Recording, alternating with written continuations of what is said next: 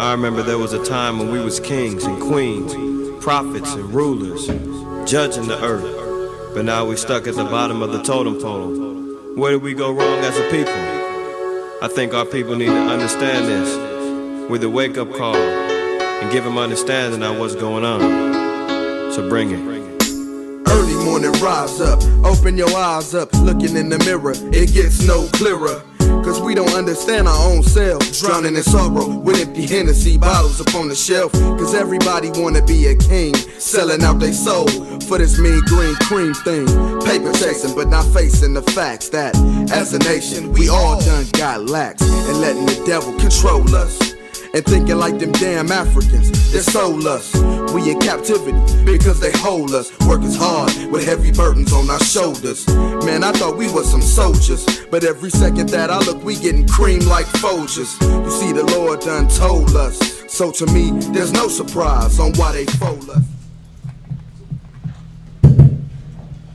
Alright, Shalom Israel. Shalom. Alright, for y'all online, welcome to Israelite School of Biblical History and Practical Knowledge. We're here at 8524 South Braysville Boulevard, Houston, Texas, 77071. We got classes Monday and Wednesday from 7 to 10 p.m., Friday from 6 to 9 p.m., and then Saturday morning classes 10 a.m. to 2 p.m. You can also catch us in the San Antonio area at 4219 Centergate Street. That's in San Antonio, Texas, 78217. Also, if you're in New Mexico, we have the school out there in Albuquerque at 501 Copper Avenue Northwest, and that's Albuquerque, New Mexico 87102. Classes are the same times in the same location or in those locations. Also, don't join us for kids class. All right, get your kids involved, get them learning the Bible at a young age. They're already getting their mind filthy and polluted by all the wickedness out there in these public schools and everything like that. So give them at least 1 day, 1 hour, Sunday from 11 to noon, where they can interact with other children on the YouTube live chat, and the YouTube live chat, and get their questions answered according to the Bible. And we have the sisters running the kids class on Sundays. That's from 11 to noon. You can catch that on ISB HPK Kids Live. Oh, I'm sorry, ISB HPK Kids. All right, sorry about that. Any questions or comments, you can always put it at the bottom of your YouTube live chat right there. Or you can text me, please text only during class at 832-941-2443. You can call or text that number outside of class times. Also, you can call or text Priest Kazakia at 281-707-2737. If you have any other questions that you would rather have dealt with, from email or something like that, or if you're out of the country, you can email us at hiddentruth12. That's hiddentruth12@gmail.com, and we'll try to get your questions answered over the internet. All right. If you want garments, all right, you see the garments I'm wearing right now. These were our latest Passover garments. If you want garments made for you, you can have those done at Israel Wear on Facebook, Israel WEAR, and we'll go ahead and get you in contact with the sisters, and you'll be able to work out prices and get you a custom-made garment according to your liking. You can have custom-made armbands, headbands, girdles, all that made online on Israel Wear on Facebook. All right, so that's Israel Wear WEAR. We are still collecting donations, clothes, canned goods, books, anything that you think will help the homeless, and then books, office supplies, anything that you think will help in the educational process of your people. You can send those to any of the school addresses, and we'll greatly receive those and be very appreciative. If you have any money that you want to donate toward the school that we're trying to build in San Antonio, and the work we're trying to, not San Antonio, sorry, Trinidad and Tobago. If you have anything you want to give toward that, or make your vow toward the rent and things like that for the school, so that our businesses can be better. Send those to your local Wells Fargo. It'll be under account number 101-580-6167. All right. So once again, that's Wells Fargo under Israelite School of Biblical History, and it's account number 101-580-6167. Just another reminder, Brothers will be in San Diego, California. San Diego, California, from June 2nd to July 5th. All right, so we'll be out there a month. You can catch us out there. We're going to be there doing our business, American Eastern Oils. So you can catch us out at the State Fair in San Diego. Also, we're going to try to link up with Alazar out there with the Sakari brothers, and you might know him as Gorilla Hebrew. We're going to be trying to link up with him out there. Maybe you can see us out there street speaking and things like that. Once again, if you have questions during the course of the class, please text only. All right, and we'll go ahead and answer your questions. All right, so we'll wait give that a little lag time for the questions to come in.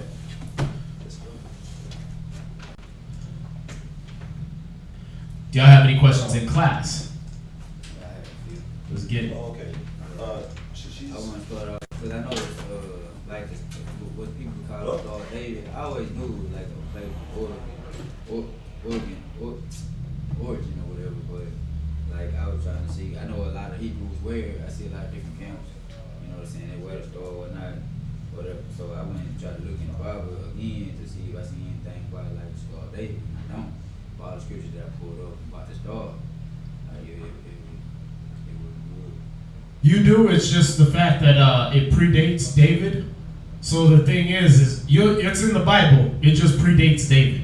Right. That's the problem. Because I know like God number is like 7, and that's the hexagram with the 6, and you know you got like all the 6s in it. Right. The 6 is the number of man. Right. So that's why David was a man. He wasn't the Most High. Right.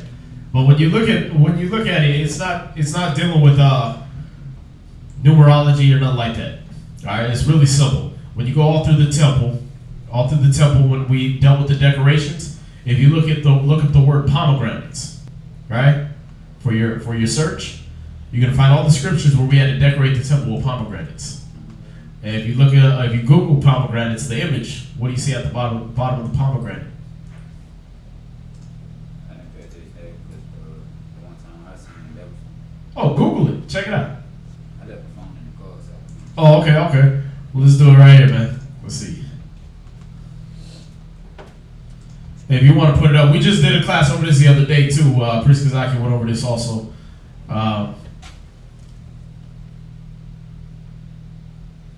But you have the pomegranates, and you also have the lily works, right?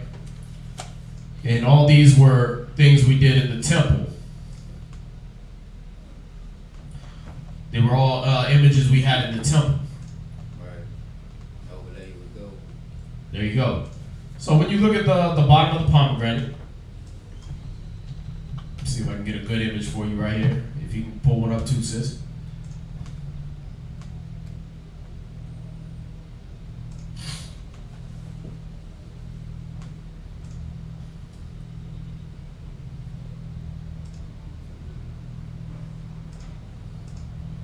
Perfect. Let them see that.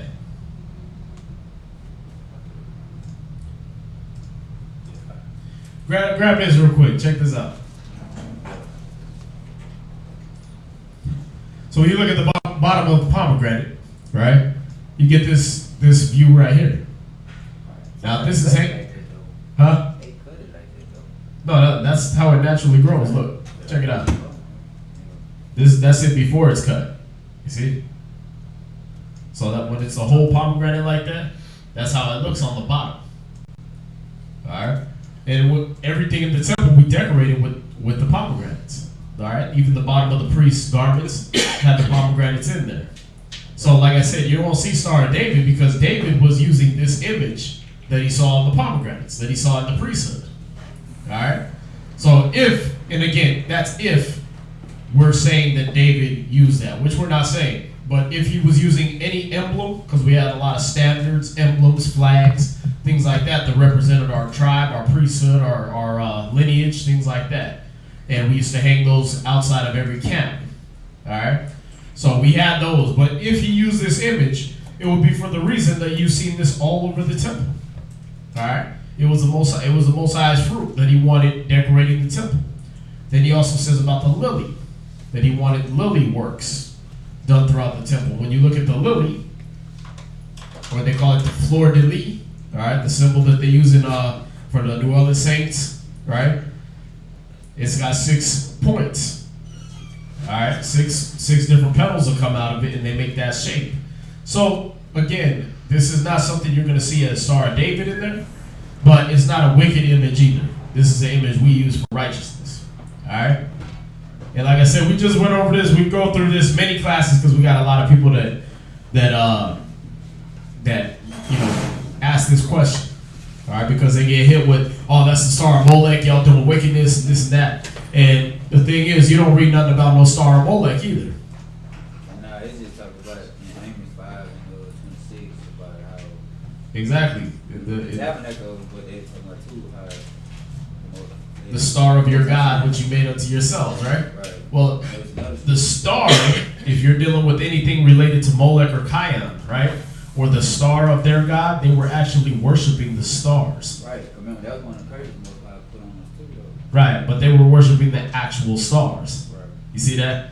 And stars are round. That's what the scriptures tell you, right? Right. Sometimes they refer to as powers too, as angels. Okay, right. But even still, you're not seeing that shape, that hexagonal image that they're trying to say is the star of Molech. That's not in there either. Because they weren't worshiping no 6-pointed star. They was worshiping the actual stars in heaven and saying, oh, that's Molech. Just like Esau came along and he saw the bright stars in the heavens and he said, that's Jupiter, that's Mars. Well, Jupiter, Mars, and Saturn and all those are Greek gods, are they not? Right, so they named those bright stars after their gods. That's why you don't see nowhere in the scriptures where it talk about the planets, except one time where it talk about that we were worshiping planets and all these other gods that the Babylonians had gave us, right? Why? Because they made up things like planets. You don't read nowhere in the scriptures the Most High created no planets. You see that? But, huh? I never believed in no other planets anyway, because I feel like we've been talking about it. Exactly. So, this is what happened with Esau, with Babylonians, with Assyrians. They looked up into the heavens and they started worshiping the things they saw, right? And so they were actually worshiping a star, a physical star. There wasn't no shape that they were talking about, all right? So that when they tell you that's the star of Molech, there's no record for that. I just pulled up all of the verses that I had seen, like Oh yeah. about a star or whatever. You know what I'm saying? Right. But I see a lot of people rock it because most origins or most historians or so-called scholars, they let you know that it's a pagan or it comes from a pagan origin. Yeah, and that's the wisdom of this world. Like we went through last night in the scriptures. What was that, 1 Corinthians? 15. No, 1 Corinthians 3 and 18, I think it is. Yes, sir. Because, the so-called scholars of this world, they don't understand the things of the scriptures. This is 1 Corinthians chapter 3 and verse 19. 19, go ahead. For the wisdom of this world is foolishness with God. See, their so-called scholars don't have no wisdom. That's why they ain't been able to tell you you're an Israelite. When's the last time one of their scholars was like, hey, you're an Israelite? Hey, the Negro in America is the true Jews. All that scholarly knowledge, and they can't tell you none of these things. These basic things that we teach, right? They don't tell you these things. Why not? Because the wisdom of this world is foolishness with the Most High. You see that? When you go into the wisdom the Most High has, you got to basically erase all that wisdom, that so-called wisdom you got from the world. You understand? You got to say, you know what? That don't have nothing to do with the Most High.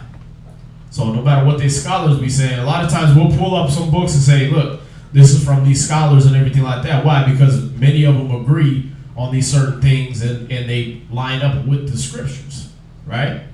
But a lot of these scholars will go off of some stuff and say, oh yeah, the Masoretics put that in there. Well, the Masoretics weren't even in existence at the time of Christ. You see that? Or until the time of Christ, I think like shortly before the time of Christ. So where are they getting that the Masoretics put that in the scriptures? They weren't around yet. You see that? All the Masoretics put the star of Molech in there, and they want you worshiping that. And the Masoretics put in Yahweh, and they want you worshiping their god of confusion and all that. They weren't around yet when David was talking. They weren't around when Amos was speaking. You see that?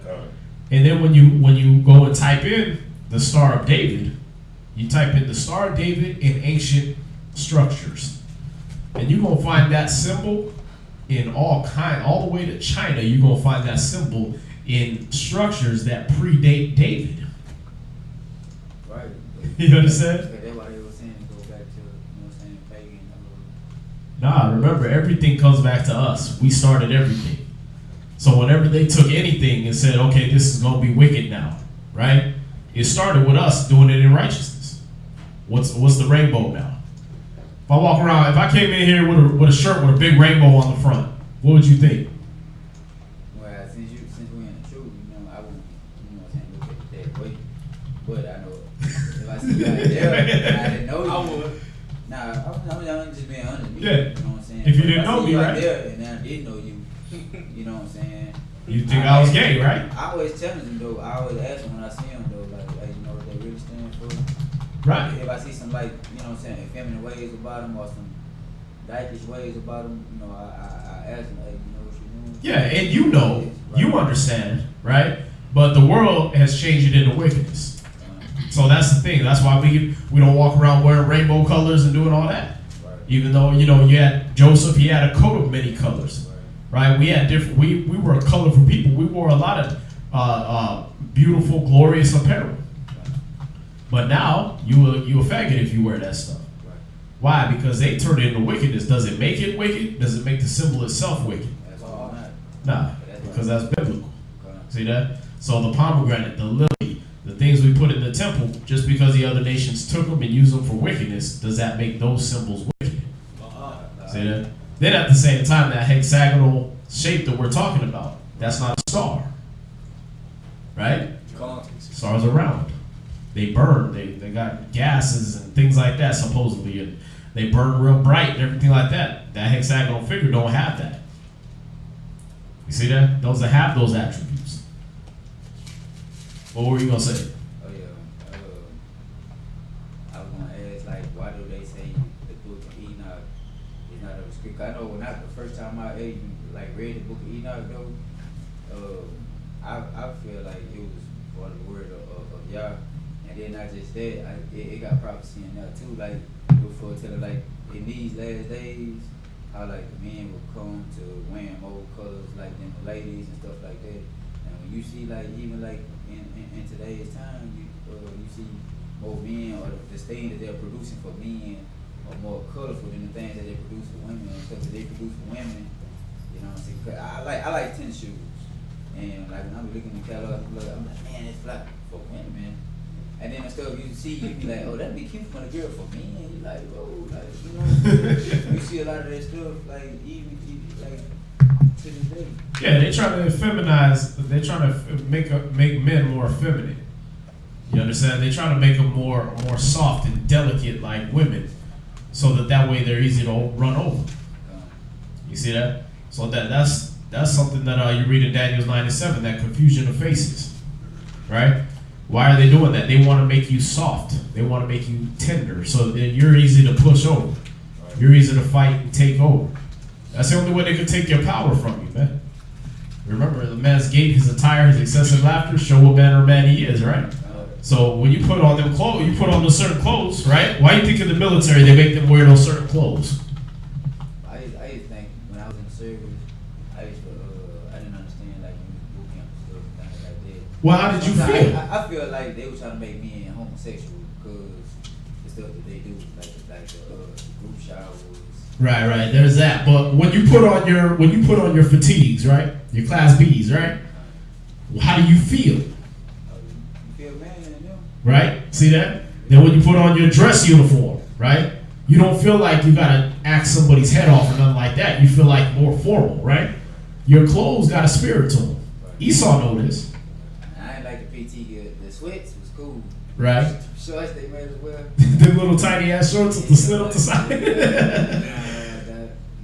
Yeah. I wasn't like my job most of the time. Right. shorts. I'm like, these look like some girl shorts. Right. But see, that's even then, you see that every type of clothing has a spirit. So why are they putting these kind of clothes out? Right. Why are they trying to put these kind of clothes out in mainstream society? Because they want you more effeminate. When you put them on, you're going to feel more soft, feel more tender. You see that? So this is all that confusion they're trying to bring in, like it says in Daniel 9:7. To us belong confusion of faces. See that? They're trying to bring in that confusion, and that's perfect because that's the class we're going to be going over today, but on a different note. Yeah, but yeah, like I said, we done so many classes over that Star Molech, Star David issue. If you don't want to wear it, we don't push it on you. If you do wear it, we don't tell you take it off. You see that? Because we know what it's for. Just like if somebody came in wearing a rainbow, unless they was, offering the Top Brothers off or something, we're not going to make them take off their rainbow shirt. Because we know what it's for. See that? But if they're trying to represent that, they come in here like, trying to represent that, no, you got to get the hell out with that. Yeah, they got like a sign, like I be going to work, and it's right, it's on Gaston, but it's on 22 Parkway, so 24 Parkway side. So, Yeah. like, they got the little fake Jesus out there. You got the little rainbow shirt with the little heart, you know what I'm saying? I'm like, With the sun in the background. like, I want to just tear it down, but they knew what they were doing because they put it right by police or they just drive by and just shoot it down. Yeah. Yeah, man. What else we got? Did anything come in online?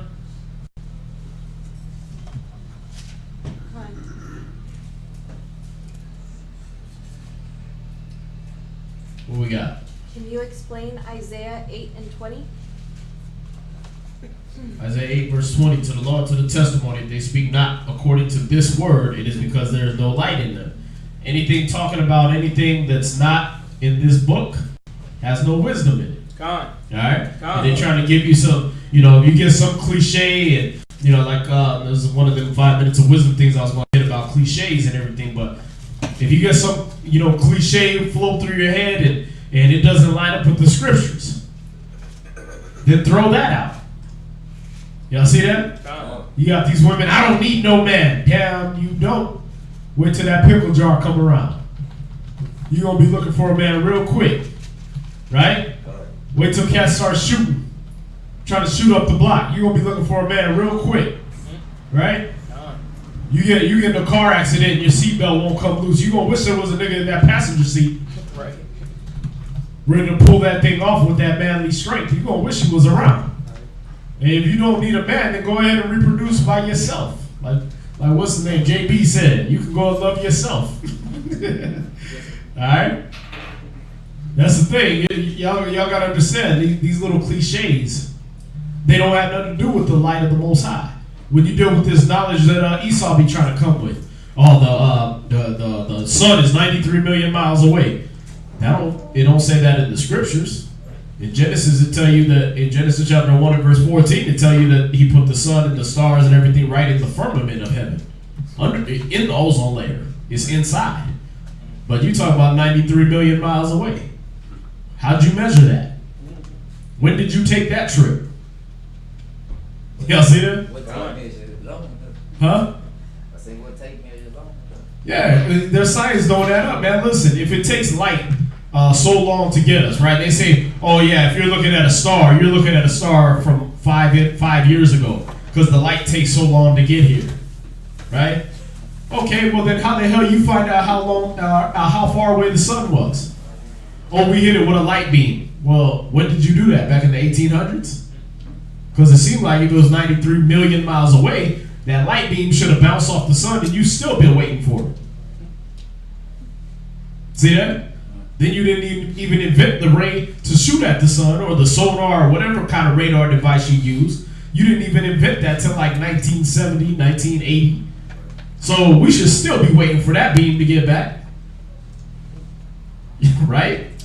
Yeah, okay, radio waves don't travel through space. What do you call it? Light rays don't travel through space because it's a vacuum and it's dark and black and all that. How does sunlight get to us if it's 93 miles away? 93 million miles away.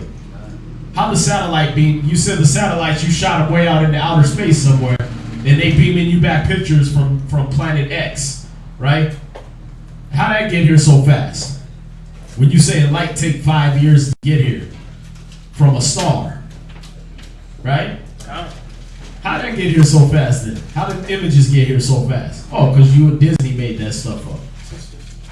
That's how it got here so quick.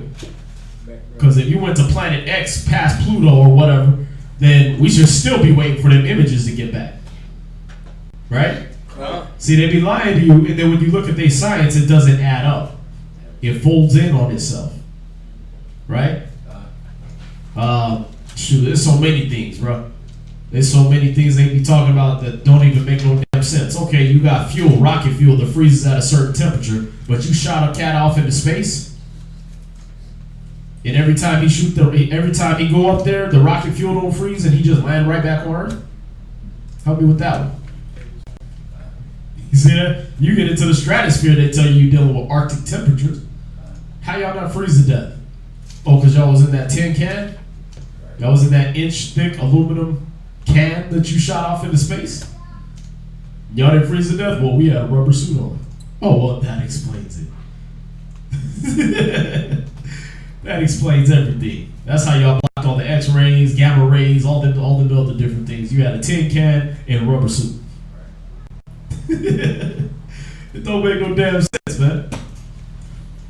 What's that? Ultimately keep that which is committed to that trust. Yeah, you can read that. Come on, this is 1 Timothy's chapter. Is going to be chapter 6 and verse 20. So I can get that from you. 1 Timothy 6 and 20. 1 Timothy chapter 6, verse 20. So we can't just go off of anything everybody say. All right, we can't just go off of whatever comes into our head or whatever comes across our eyes and believe every single simple word.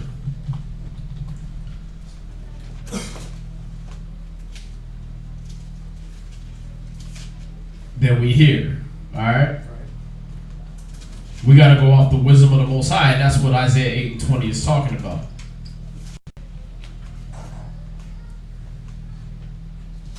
So he said, as to the law and to the testimony, if they speak not according to this word, it is because there is no light in them. There's no wisdom in them. Go ahead. Come, 1 Timothy chapter 6, verse 20. O Timothy, keep that which is committed to thy trust. So definitely, so what it's saying is that keep what has been taught to you. You know what I'm saying? Via these scriptures. Because during this time, it's the same thing going on now. A lot of different Scientologies, a lot of different philosophies that was going on in the world. But he's telling them, listen, keep what was taught to you. Read. Avoiding profane and vain babblings. And that's what's going on right now too as well. All these different type of scientific topics are going against the Most High. Listen, stay away from that. Read. And oppositions of science falsely so called. Right. Because definitely the science doesn't add up to the true facts. You know what I'm saying? So once again, what's in this book right here is the truth. That's it. Yeah, hit that Proverbs. This is Proverbs chapter 14, verse 15. Proverbs chapter 14, verse 15. Go ahead. Proverbs chapter 14, verse 15. The simple believeth every word, but the prudent man looketh well to his goings. See, if you're simple, if you're stupid, if you're slow, if you're retarded, you're gonna believe everything everybody tell you. You see that? And that's why you use the scriptures as that measuring tool. All right? You use the scriptures as that way to discern what's right and wrong, as that way to discern what's acceptable and what's something you should actually put your thought process into. All right? And if it's not according to these scriptures, there's no wisdom in it. There's no light talking about wisdom in that. All right? Was that it? Come on. Oh, can I? Yeah. The second part too. When it says, but the prudent man looketh well to his going. So a prudent man is not simple. So a prudent man is also a wise and intelligent man. So he's gonna look, he's gonna search it. So you ain't just gonna tell a prudent man, hey, the sun is 5 million light years away, and it's gonna burn out in 1,000 years. The prudent man will actually stop and think and be like, what's your proof of that? What's your evidence of that? You know what I'm saying? God. So it's like you can't just tell a prudent man anything, and that's what we gotta be. We have to be prudent, so that way people can't just tell us anything. We just run with it. Cause that won't be simple. God. Let's see. What else we got? 2 Corinthians 6 and 14. 2 Corinthians 6 verse 14. What's the question? Just, can you please explain? Or could you help me with 2 Corinthians 6 and 14? Okay. 2 Corinthians chapter 6 verse 14. Come on. And it says, "Be ye not unequally yoked together with unbelievers. For what fellowship hath righteousness with unrighteousness? And what communion hath light with darkness?" Okay, read it one more time. 2 Corinthians chapter 6 verse 14. "Be ye not unequally yoked together with unbelievers. For what fellowship hath righteousness with unrighteousness? And what communion hath light with darkness?" Right, it's simple as this.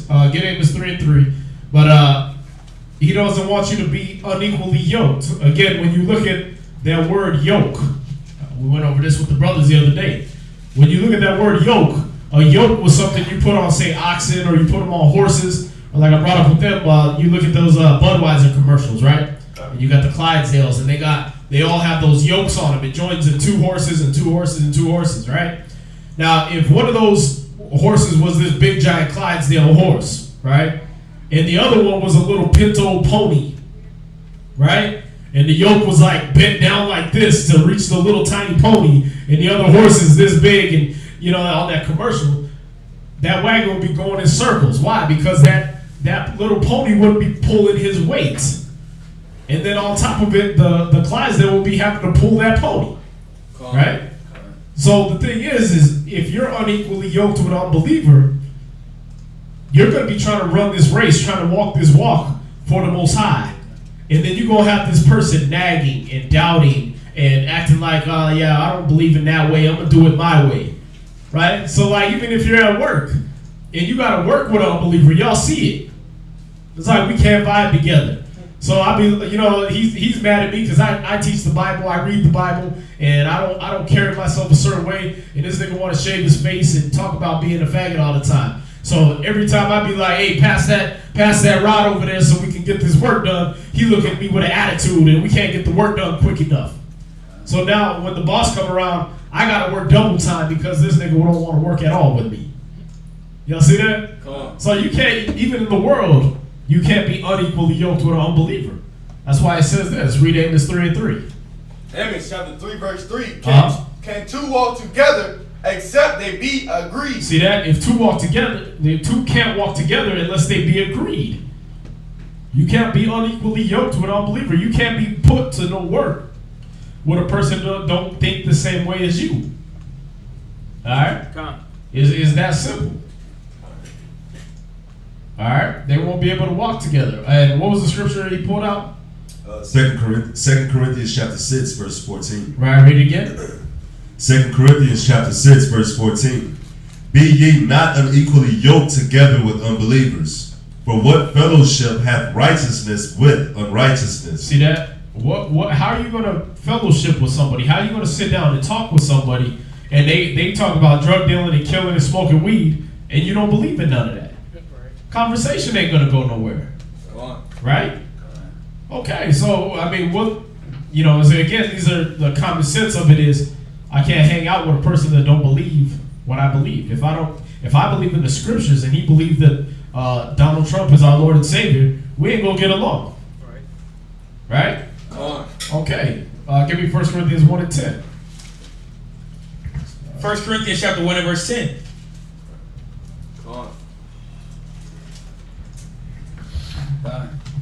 Read. Come.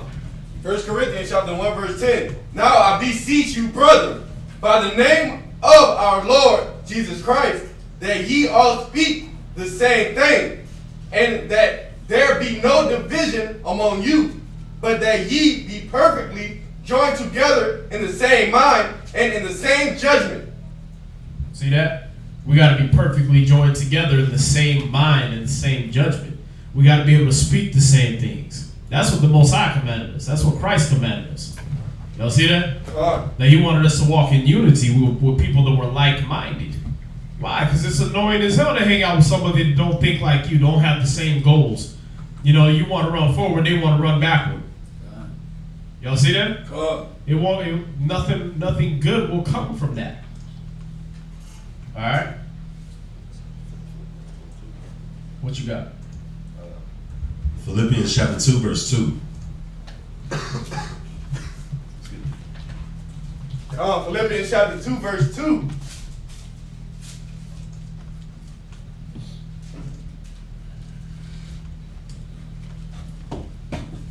And whenever, for the new people in the class, whenever they say con, that just means yes, that they're in agreement, that they're at the chapter, wherever they're at, or just saying okay. Philippians chapter 2, verse 2. Right. Fulfill ye my joy, that ye be like-minded, having the same love. So it says, fulfill ye my joy. So by you being around somebody that's like-minded, by you being with somebody that's equally yoked to you, you're fulfilling the joy of the Most High. Keep reading. Being of one accord, of one mind. Yeah, because there's no division. That's how Satan gets in, through division. So everybody's on one accord. Everybody's on the same level. Everybody's walking the same path. So Satan can't get in, pretty much. Y'all see that? All right, you also got Ecclesiastes chapter 34, verse 23 in the Apocrypha. So we're going to go to Ecclesiastes chapter 34, verse 23. Ecclesiastes chapter 34, verse 23. It's page 91. All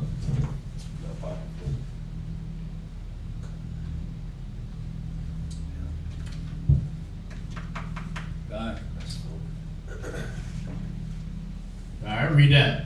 So the question is on what? 2 Corinthians 6:14? That's right, Con. Okay. Ecclesiastes chapter 34, verse 23. When one buildeth and another pull it down, what profit have they then but labor? See that? If one's tearing down and the other one's trying to build up, right? You look at a construction site. If you had one of the tribe Issachar brothers, you had one of the Mexicans over there building up the left side of the house, and the other one's taking all the bricks out of the house. At the end of the day, what's going to happen? Man, we both worked so hard. What happened? We didn't get nowhere. Right? Why? Because one's trying to build and the other one's trying to tear down. Y'all see that? So why can't I be unequally yoked with unbeliever? Because I'm trying to build up in the kingdom of heaven. I'm trying to build my spirit, and the other one's trying to tear me down. Y'all understand? All right. Let's see. So hopefully that answers your question for Anonymous Ben Israel. We got Jasmine in there. Said, not sure if my question got answered. Here it goes. I see a lot of people push Deuteronomy 23, verse 7 and 8 for Edomites entering the house of Israel. Oh, okay. All right. Yeah, your question came in weird last time, so it looked like, well, whether we should marry or not. Deuteronomy 23, verse 7 and 8, this is a question we go through a lot. It says that we shall not abhor an Edomite. Right? Meaning we shouldn't hate him. But that means you shouldn't hate anybody. Alright? If not an Edomite who raped, robbed, and murdered most of our nation, if you ain't supposed to carry that hate in your heart for them, how much more should you love your brother? How much more should you not bear hatred towards your brother or your sister? Alright. Let's see. Well, I see a lot of people push Deuteronomy 23, verse 7 to 8 for Edomites entering the house of Israel. Again, Isaiah chapter 60. All these nations, Isaiah chapter 2, verse 1 through 5. All these nations are going to come to us. They're going to come to us to learn the ways of the Most High. Alright? So these guys that are pushing that and saying, oh, they can't come into class. Well, the scriptures don't say that, man. Zechariah 8:23 says, all these people of all these nations is going to come and grab hold of the skirt of him that is a Jew and say, teach us your ways. Right. For we have learned that the Most High is with you. So we let them in. All right, we got is it Matthew 25 also? Talking about let the wheat and the tares grow together. Right? Is it 25 or is it 13?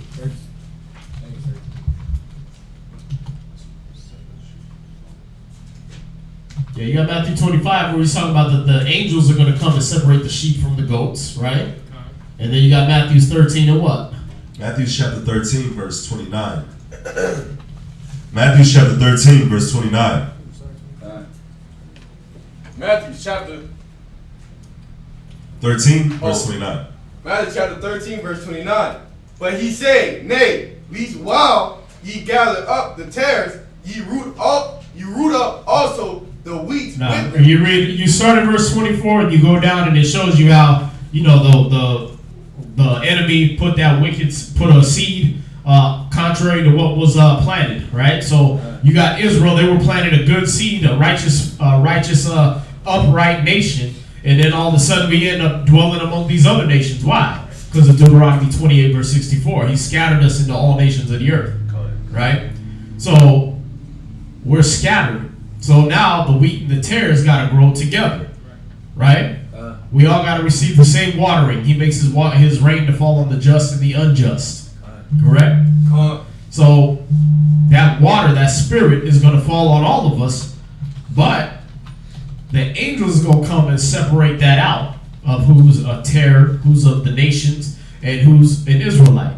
And those people that wanted to follow righteousness and they followed Ezekiel 33 to the letter and said, you know what, I'm going to put away my evil ways, I'm going to restore that which I had robbed, I'm going to walk in the ways of righteousness, they're going to be counted as acceptable of the nations. And they're going to be counted as people that he's not going to destroy when I say acceptable. All right? That means they're going to be, okay, you know what? You're worthy to be a servant in the kingdom. You're worthy to serve the Israelites in that next kingdom, according to Isaiah 60. But Isaiah 60 verse 12, the nation and kingdom that will not serve you shall perish. That kingdom shall be utterly wasted.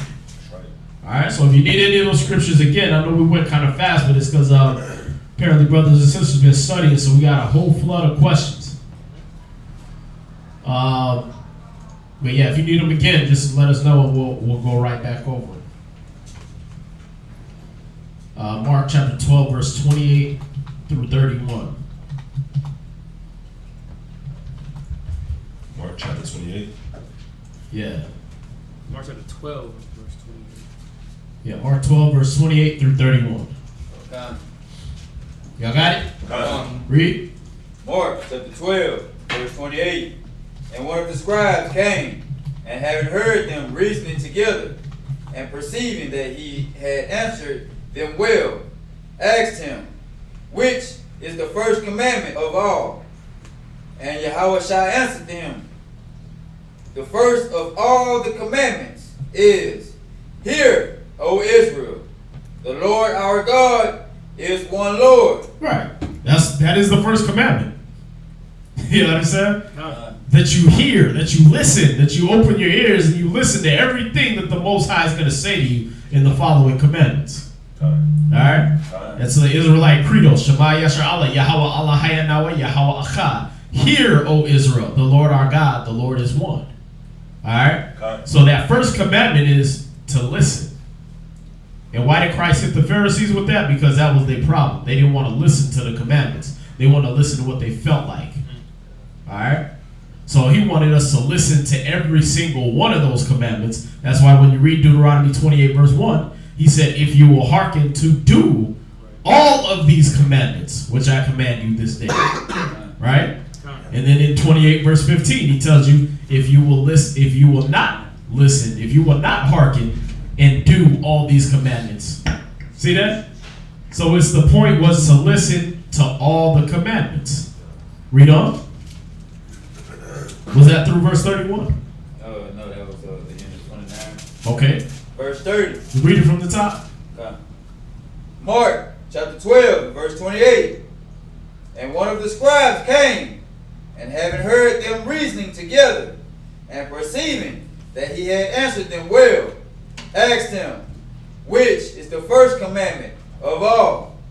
And Yahushua answered him, The first of all the commandments is, Hear, O Israel, the Lord our God is one Lord.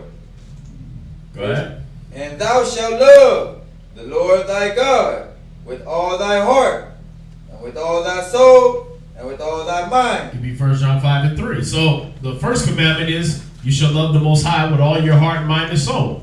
And that's where the Christians like to stop at. See, that's all I got to do. That's the only commandment I got to do. No, it ain't. Because if he said the first commandment is to love the Most High with all your heart and mind and soul, right? Then how do I show my love to the Most High? Read that. 1 John chapter 5 and verse 3. For this is the love of God. So he's going to outline, hey, okay, I told you to love the Most High with all your heart, mind, and soul. Now I'm going to tell you what the love is. Read. That we keep his commandments. That we do what? Keep his commandments. That we keep his commandments. All of them. Go ahead. And his commandments are not grievous. And his commandments are not a burden. They're not a problem. That's right. Y'all see that? God. All right. So let's go back. Is that the end? Was that the end of the question? Verse 31? Lie. Okay, go ahead. And with all thy strength. So where we at? St. Mark chapter 12 verse 30. Third precept. Okay. This is the first commandment. Verse 31. And the second is like, namely this. So the first commandment is here, and love the Most High with all your heart, mind, and strength. All right? Go ahead. Go ahead. This is the first commandment. And the second is namely like this. And the second is like, namely this. Thou shalt love thy neighbor as thyself. Right. The second one's just like it. You shall love your neighbor as thyself. Right? Okay, so he's showing you, you shall love your neighbor. Now give me Leviticus 19 and verse 17. Let's see how to love your neighbor.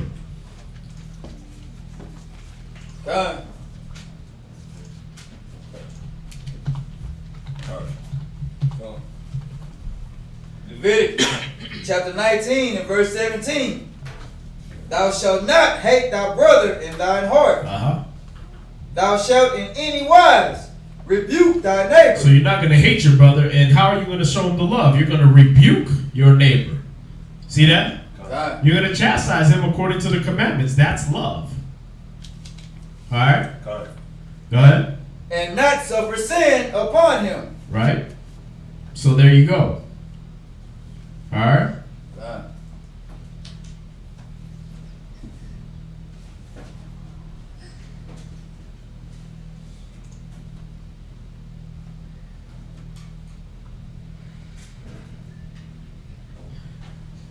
All right, so what else we got?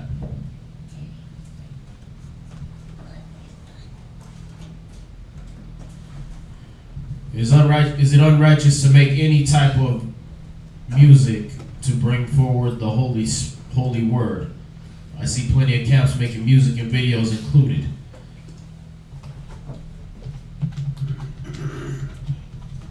It's not unrighteous. No, it's not a sin. No, it's not a sin to make music to the Most High. All right. We got to remember though, our first priority is it 1 Timothy 4 or 2?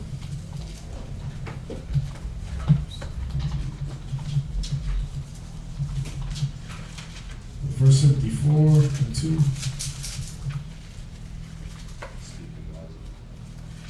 1 Timothy 4 verse 2. Let's see. No.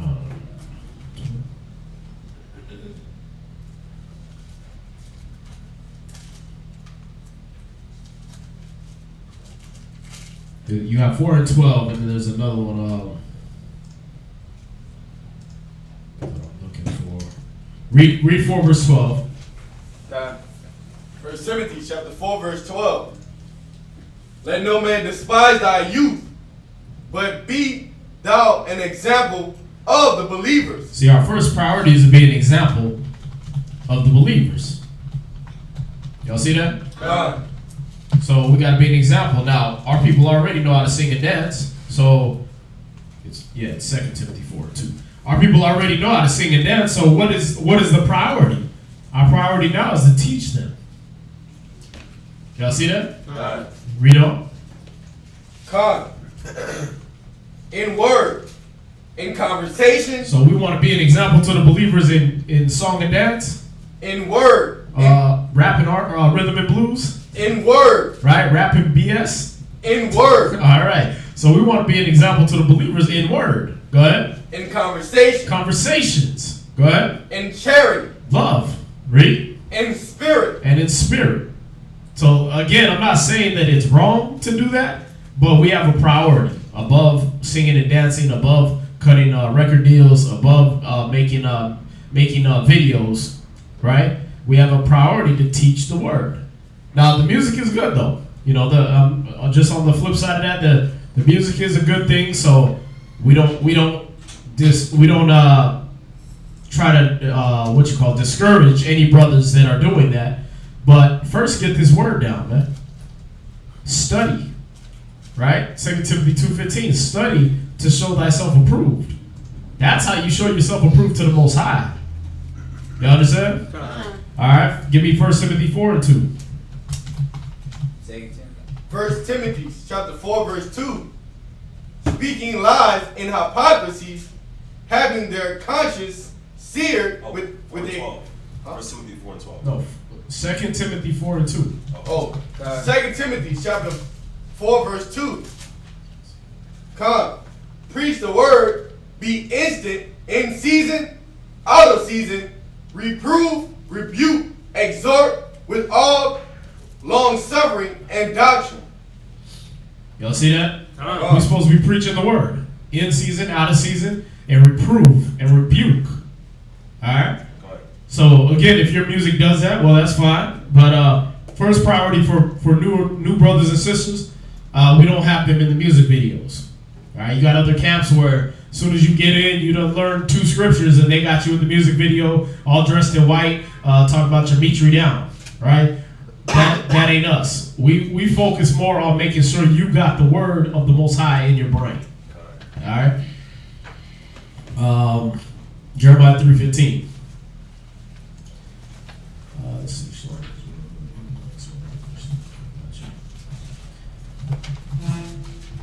Jeremiah chapter 3 verse 15. God.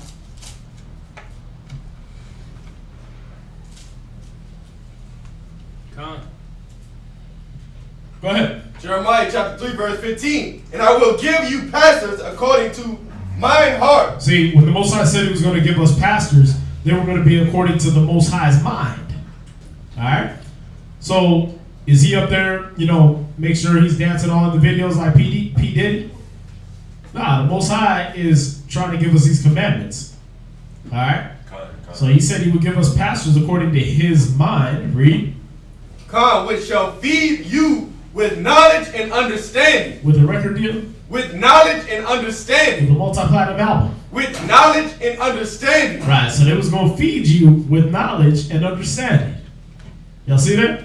All right, so this is how we got to know that the Most High gave us our pastors. They were going to feed us with knowledge and understanding.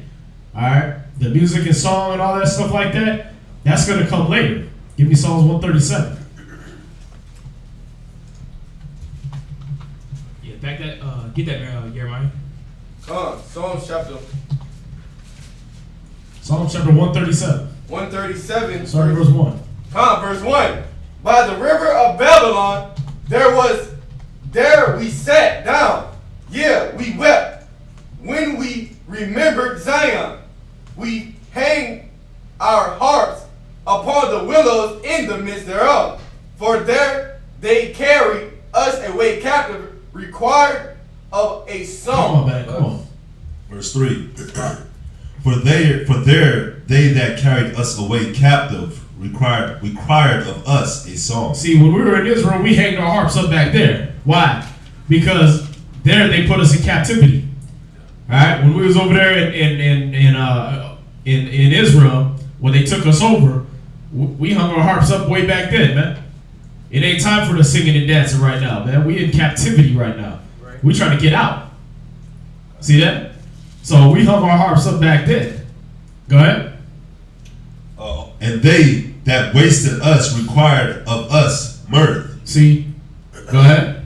Saying, sing us one of the songs of Zion. See, that's what they want us to do over here. They want us to shuck and jive, sing and dance, and sing them one of the songs we had from our land. That's why Bob Marley got so big, right? Even though he's an Edomite.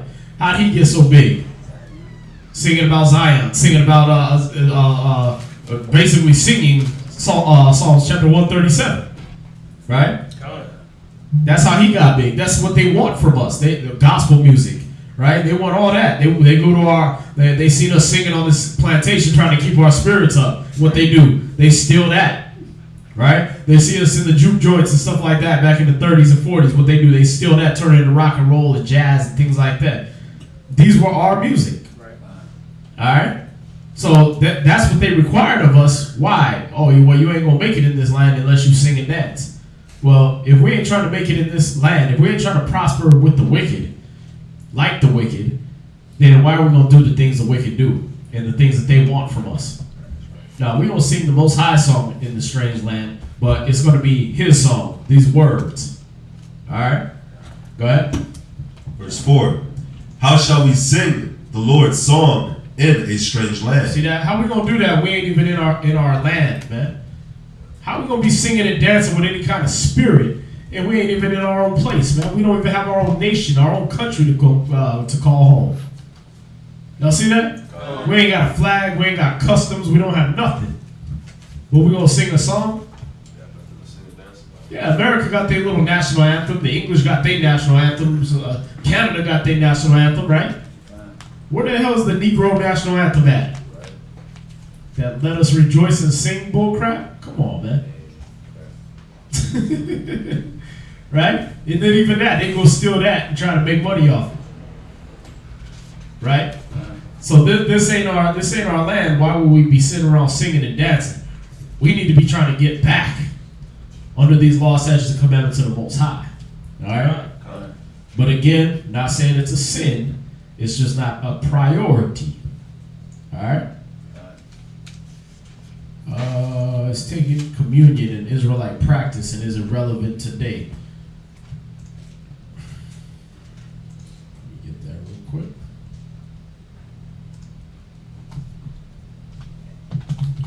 So it's taking communion, not communion in the way that the so-called Catholics do it. No, we don't do the communion like that, because they mean that in a completely paganistic way. All right, but we're going to go to 1 Corinthians chapter 11.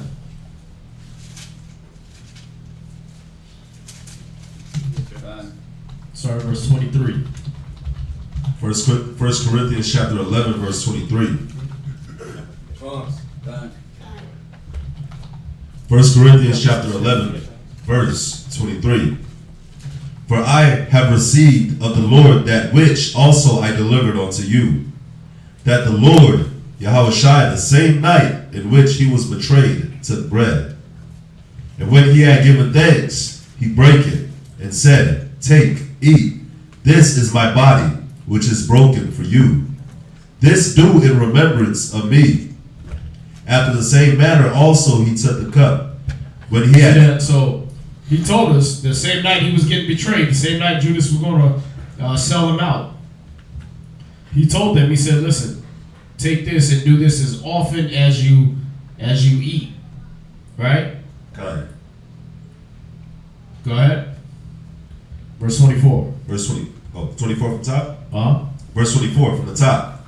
And when he had given thanks, he brake it and said... So he broke the bread and he said what? Take it. That's like, take, eat. This is my body, which is broken for you.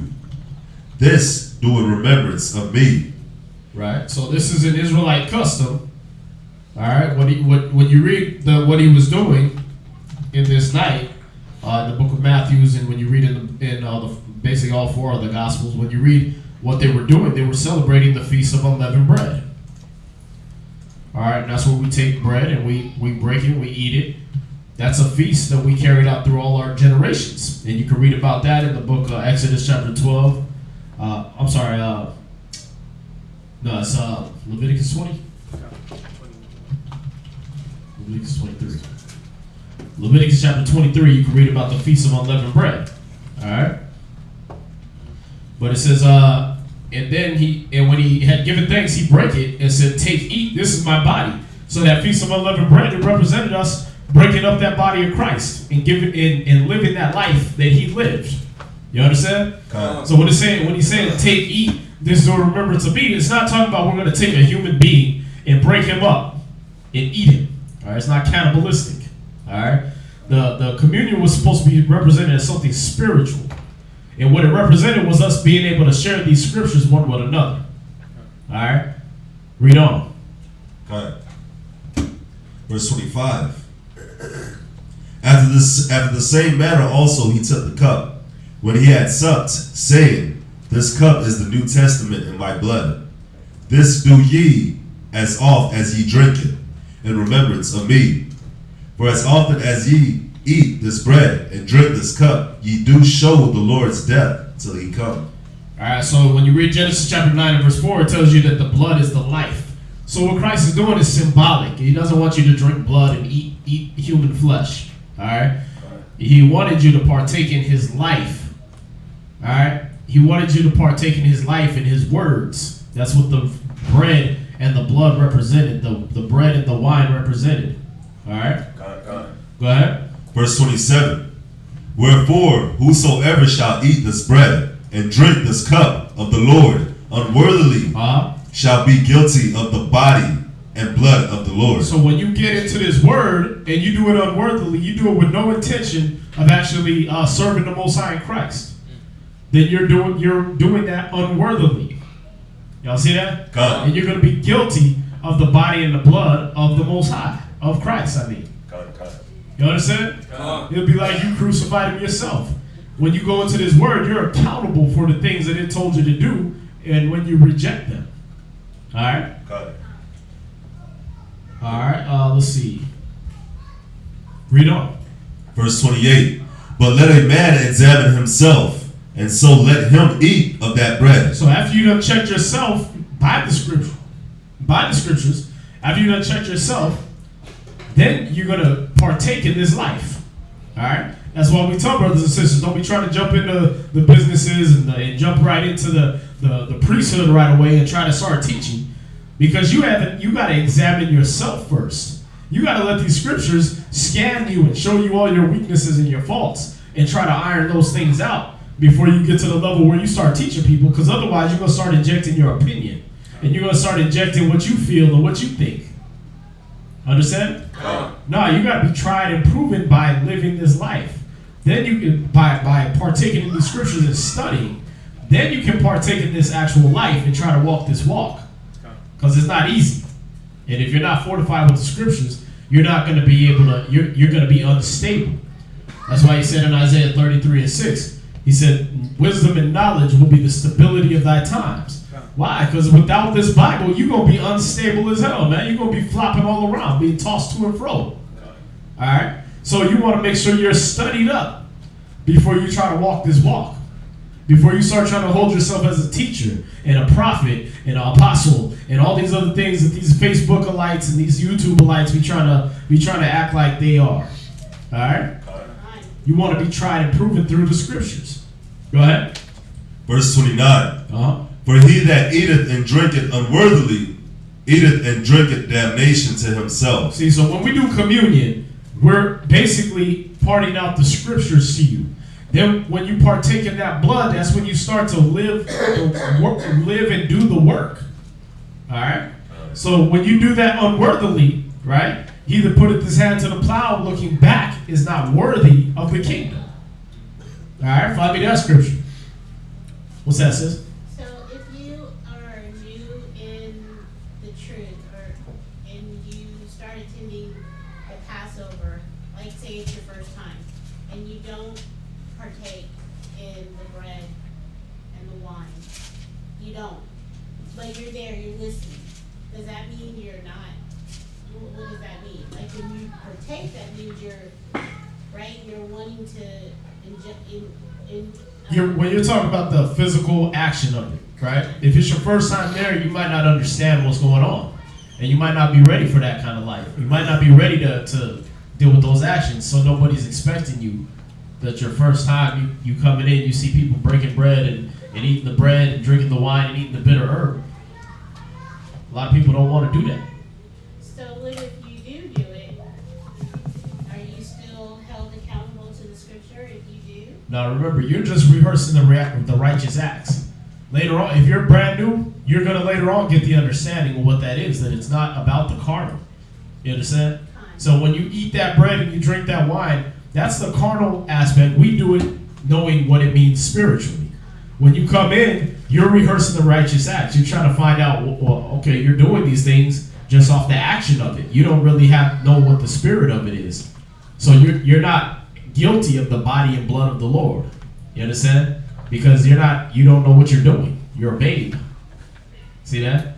So there's things you're going to stumble over and fall over in the next coming year. That doesn't make you guilty of the body and blood of the Lord because you ate the bread and you drank the wine. No, you were trying to be part of that custom. You wanted to be a part of something, right?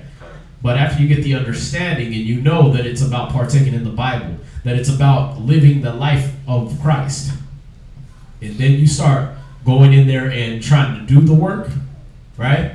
And then you decide, you know what? I don't want to do this no more. Then you're guilty of the body and the blood of the Lord because you don't got the understanding. You knew what you were supposed to do. You knew why you were supposed to jump in, and then you pulled back. You see that? You found that scripture? God, it's Luke chapter 9 verse 62. Luke chapter 9 verse 62. It says, "And Yahushua said unto him, No man having put his hand to the plow and looking back is fit for the kingdom of God." See that? So that's what he's showing you. You're unworthy. Why? Because you're looking back. You put your hand to the plow, you want to do the work, but then you're looking back trying to decide whether you want to still do this or not. You're doubtful. You're confused. You decide you don't want to do it anymore. You quit. You give up. Right? Now you're guilty of the body and blood of the Most High. Right? Hold that.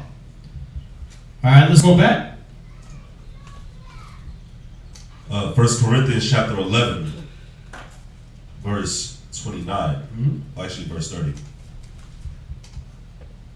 1 Corinthians chapter 11, verse 30.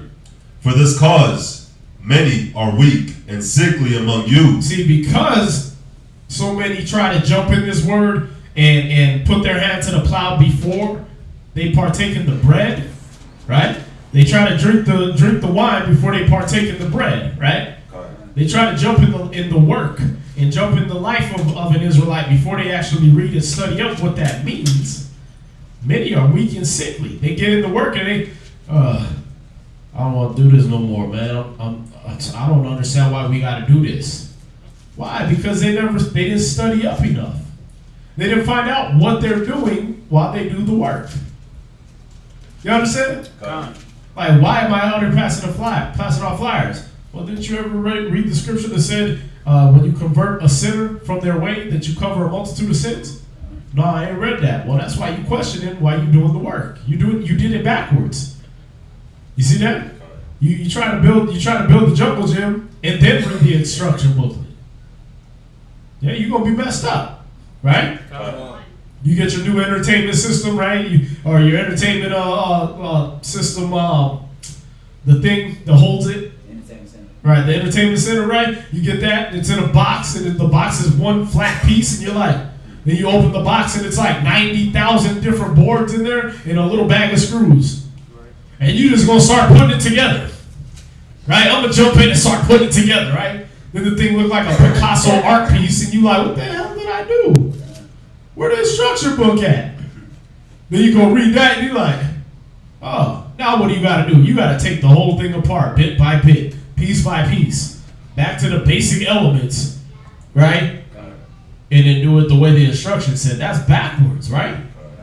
Okay, so if you jump in this work and you ain't read the instruction manual, you're going to be doing the same thing. You're going to be guilty, but you're going to be guilty of the body and blood of Christ.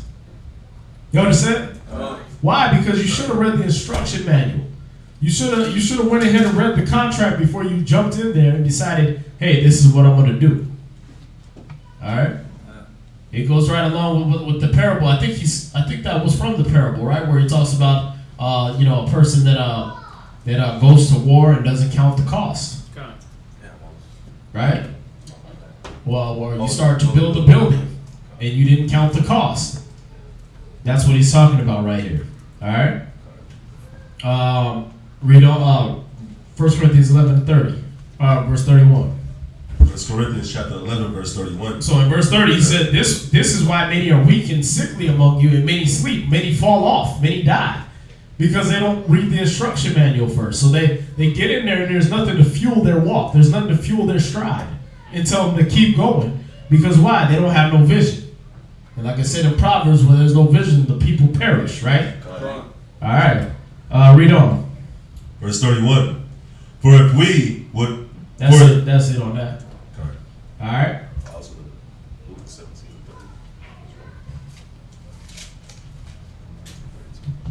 What's that?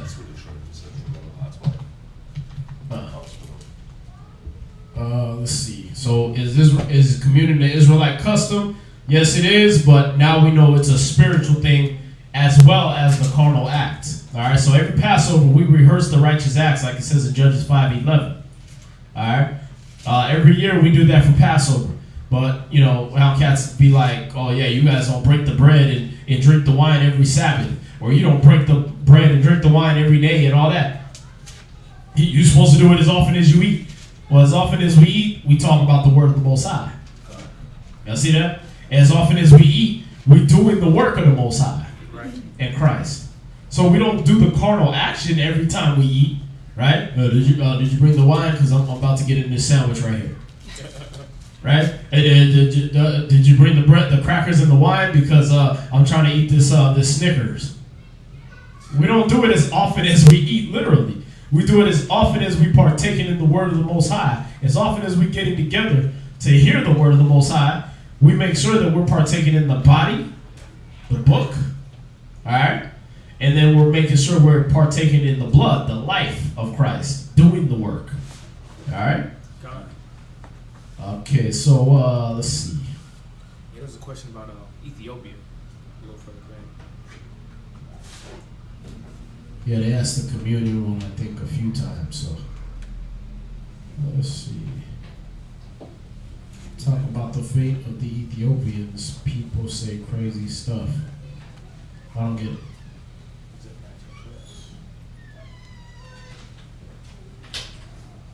What?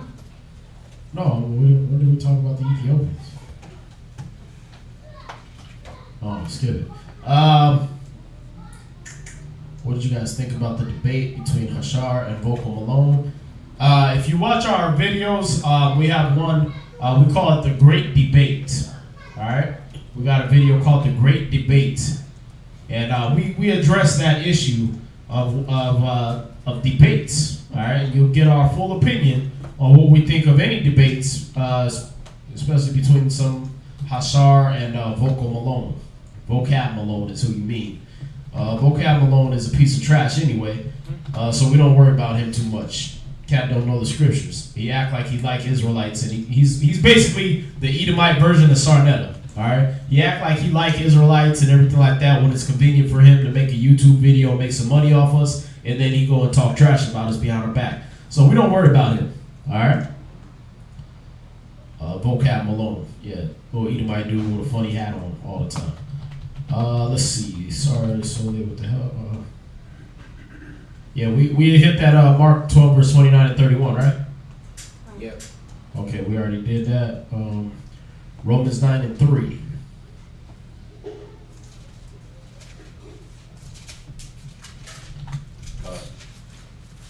Say, can you explain Romans 9 and 3? I don't understand the accursed from Christ part. Romans chapter 9 verse 3.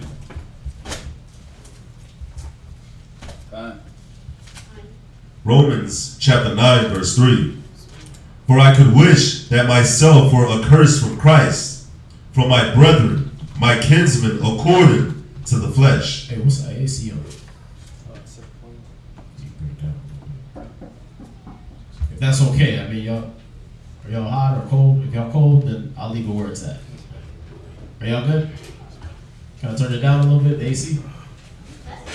Huh? Alright. Make it a little cooler right here. Let's see.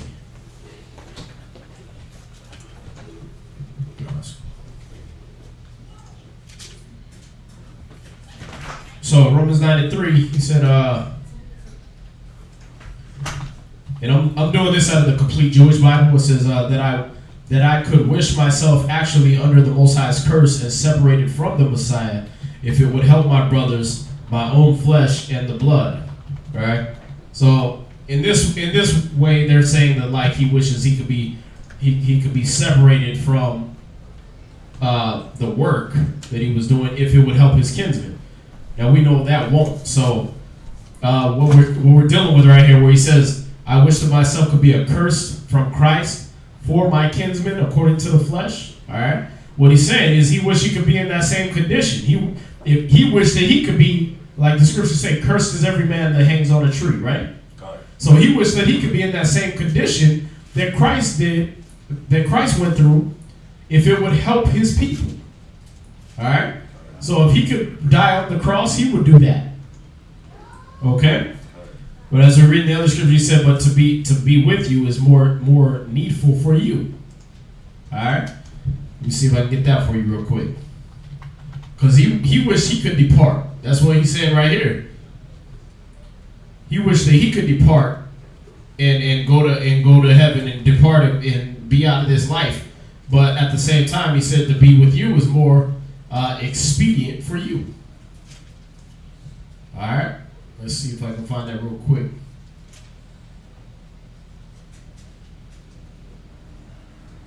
Yeah, Philippians 1 verse 23.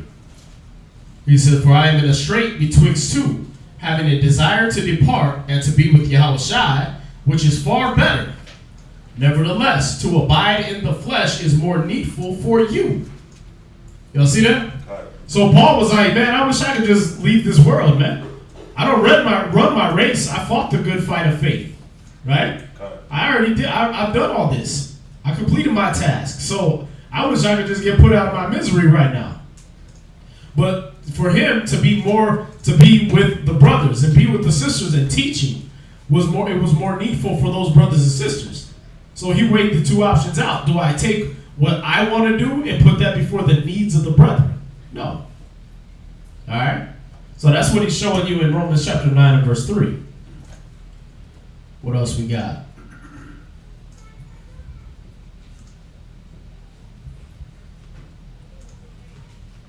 All right, so we hit the communion. All right.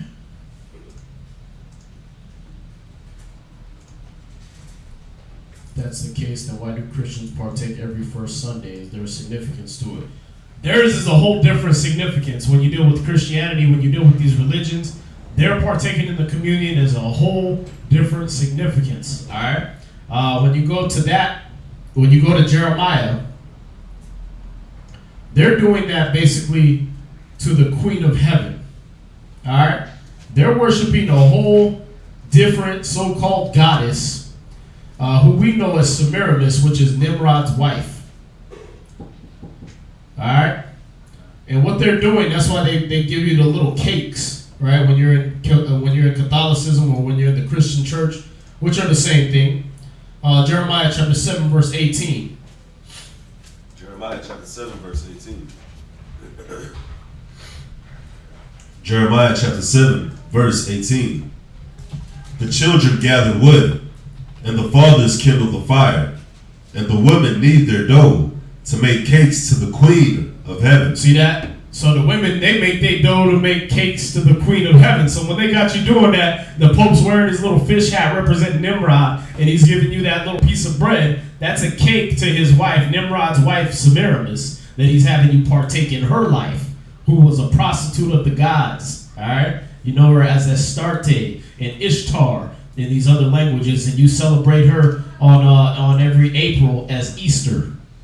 All right, so we don't partake in the little wafers, the little wafers that the Catholics are doing, because they're doing it to carry on this pagan custom of baking cakes to the Queen of Heaven. All right? And then when they do the drink, go to Jeremiah 44, verse 17.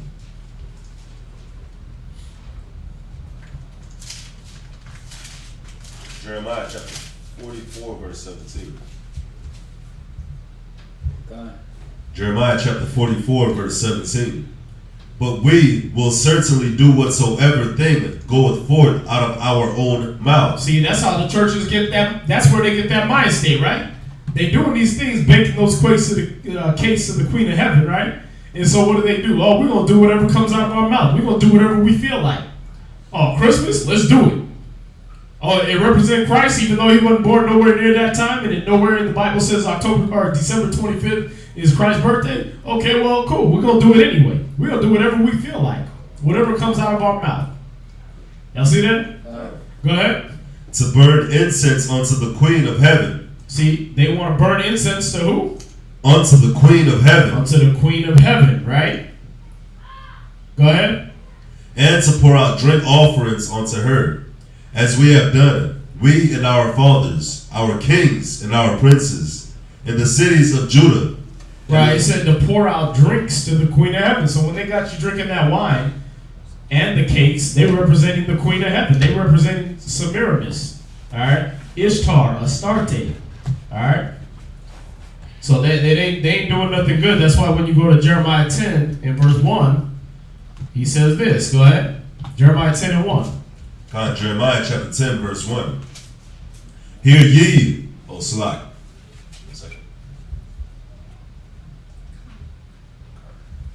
Jeremiah chapter 10, verse 1. Hear ye the word which the Lord speaketh unto you, O house of Israel. Thus saith the Lord, learn not the way of the heathen, and be not dismayed at the signs of heaven, for the heathen are dismayed at them. See that? Don't learn the way of the heathens. Y'all see that? God. Don't learn these ways. It comes from an Israelite custom, the Feast of Unleavened Bread. And he set a time appointed for that feast. All right? Then Christ said, do it as often as you eat and as often as you drink. As often as you eat and drink what? Of the scriptures. Y'all see that? Con. Right. All right, because when he broke them loaves and those fishes, right, and he passed them out to everybody, he didn't be like, hey, Peter, go get the wine. We need that right now. Right? As often as you eat. That's what it said. Y'all understand? No, he didn't mean it like that. He meant as often as you eat spiritually, as often as you partake in this work, in this word spiritually, then you should make sure that you're eating and drinking worthily, that you're still wanting to do the work. You understand? All right. But yeah, that's what the Christians are doing when they're doing it. Please elaborate on Matthew 5, verse 25. Who will be our adversary in this case? Right. Go ahead. Matthew 5, verse 25. What he's talking about, fellow Israelites. All right, because he knows bickerings, strife, contention, things like that come up among Israelites. Okay. So what he's showing us is that when these things do come up, this is how you deal. Read that. Matthew chapter 5, verse 25. Agree with thine adversary quickly. See that? To go ahead and agree with your adversary quickly. Now, this is even more so when you're in the land of your captivity and you got the cops pulling you over. Agree with your adversary quickly while you're in the way. All right? Go ahead. Whilst thou art in the way with him. Right, because you got this video circulating around now. It's funny how Israelites love foolishness, man. You make a video showing how much love you got for being an Israelite, or you make a video that's in righteousness, you get like 100 views or something like that, right?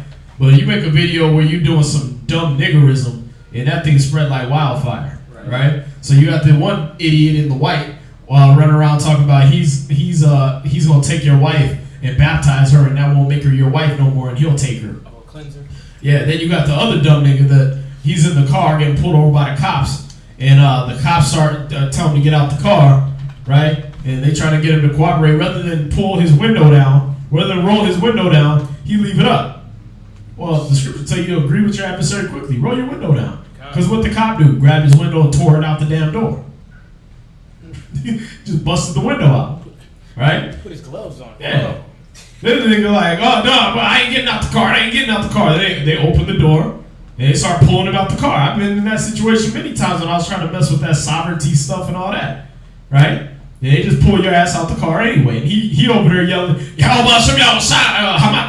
How about some y'all side? Like, nigga, you really gonna rep us now? The way you should have repped us was by agreeing with your adversary quickly and applying the scriptures. Now you're making us look like a bunch of dumb niggas that's just yelling in unknown tongue and looking like brute beasts out there. Right. See that? This is what I was looking for. Oh, that's fine. So particular way. What's the spelling? But Christ knew that we were going to have a lot of problems dealing with Israel, dealing with fellow Israelites, but also our adversaries even in the world. That's just wisdom. Agree with your adversary quickly while you're in the way, or else what? Read. Lest at any time the adversary deliver thee to the judge. See, otherwise you're gonna end up going to court. Why? Because he's gonna give you that ticket after he drag you out the car, beat your ass, right? Stomp all over you, talking about you was resisting, right? Then he's gonna deliver you over to the court system, where you're gonna be in jail and you gotta wait for your hearing, and then the judge is gonna be like, well, why were you resisting arrest? Well, I wasn't. I just didn't want to roll my window down. It's my constitutional right. No, you were supposed to comply with every order an officer gives you. Well, that ain't in the Constitution. It don't matter. Y'all see that? God. He's going to apply the same scripture you should apply. Agree with your adversary quickly. Right. Y'all see that? God. Go ahead. And the judge deliver thee to the officer. And then the judge deliver you back to the officer to beat your ass. Right? you back in the jail, and all the officers see, oh, this guy's an a-hole. We got it in the report. Frank said that he was over there resisting arrest. We got to make this dude's life hard in the jail. Go ahead. And thou be cast into prison. And then you be up in that jail getting tossed around. Before it got to come to all that, you know what I mean? Before it come to Sandra Bland and you get hung in the prison, right? Put your cigarette out. Better yet, don't smoke. Y'all see that? Better yet, apply the scriptures and agree with your adversary quickly before it come to all that. Oh, pull my cigarette out? Well, shoot, I got a carton anyway in the trunk. Let me go ahead and put that out. What else do you need? Right. Oh, I was speeding? Okay, well, what do I need to do? License, registration, here you go. Right? Either that or you can be swinging. You can do that old strange fruit swing and be hung up in a cell somewhere. You niggas be talking about R.I.P. Right. You get a colorful Facebook background. With the clouds. Yeah, with the clouds. Come on, man. Yeah, you gotta agree with your adversary quickly while you're in the way. Was Simba John, he made it back on there or what? What was he talking about? Oh, he retracted the message. I thought you had to delete something. Oh, no. Oh, wait, was Simba? Yeah, we know that guy.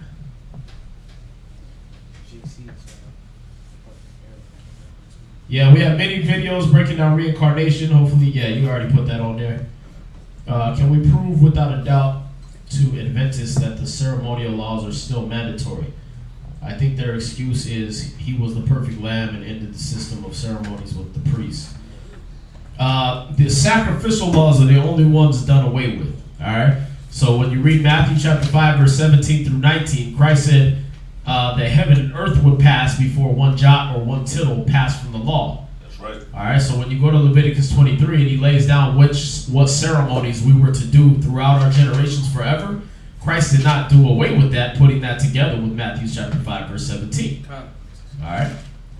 And then and again in Judges chapter 5, verse 11, he said where we were delivered from the destruction, in that place we would rehearse the righteous acts. All right.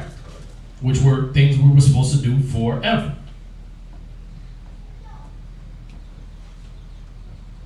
Yes, the Edomites were called leprous in Scripture. All right, and it says, and what's the difference with leprosy and Esau's skin color? Esau is what is called a clean leper. All right, Whenever you read about the Most High cursing somebody, he usually gave them the curse of leprosy, which when you get a good old dictionary, we got an excerpt from it in the back. You read that it was a skin condition that had to do with a loss of pigmentation. All right. Now I'm trying to go to.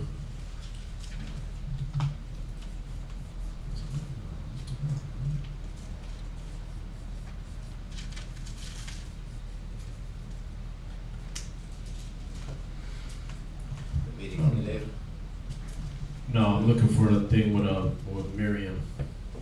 Oh, what's up? Excuse.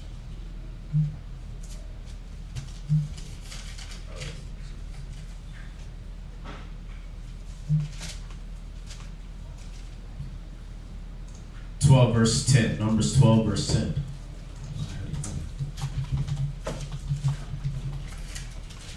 So when you look at the Most High, when he wanted to curse somebody, as we're going to go there, we want to find out, is Esau's pigmentation, is there a lack thereof a curse? Is it leprosy? And they're what is referred to as a clean leper because they're leprous from their head to their toe. All right? Just like an albino and things like that. Even though we know they're profane, meaning their minds are unclean and filthy, the Most High put a curse on them of leprosy from head to toe. And you can start at verse 1. Numbers chapter 12, verse 1. Numbers chapter 12, verse 1. And Miriam and Aaron spake against Moses because of the Ethiopian woman whom he had married. For he had married an Ethiopian woman. Okay, so they came against Moses talking about the Ethiopian woman he married, right? They was talking stuff about her. Go ahead. And they said, had the Lord indeed spoken only by Moses? Then they was trying to raise ourselves up to his position. Well, what makes you a Lord over us? We the same as you. We Levites just like you. You our brother, right? A prophet is not without honor, saving his own home and his own country. Read. Hath he not spoken also by us? Right. Don't he talk to us too? All right. So as you go down, you find out that we're going to start at verse 9. Verse 9. And the anger of the Lord was kindled against them, and he departed. And the cloud departed from off the tabernacle. So the Most High, in this instance, the Most High was so angry with them that he took his spirit away from that whole place. He's like, man, I'm leaving. I'm going to go take a walk before I destroy everybody. All right. Go ahead. And behold, Miriam became leprous, white as snow. And what I do, I'm taking that blackness with me. All right. Right. I'm gonna smack the black off you. Right? So she became leprous, white as snow. Go ahead. And Aaron looked upon Miriam, and behold, she was leprous. Right. He looked at her. Oh, damn. You leprous. Back up. Read.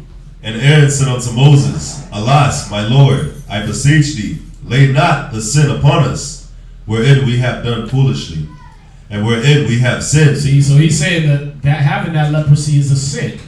All right. He said, don't lay this sin upon us. See, she turned into an Edomite right on the spot. You see that? He said, don't lay this sin upon us. So that is a sin that they dwell in. Go ahead. Let her not be as one dead. Let her not be as one dead.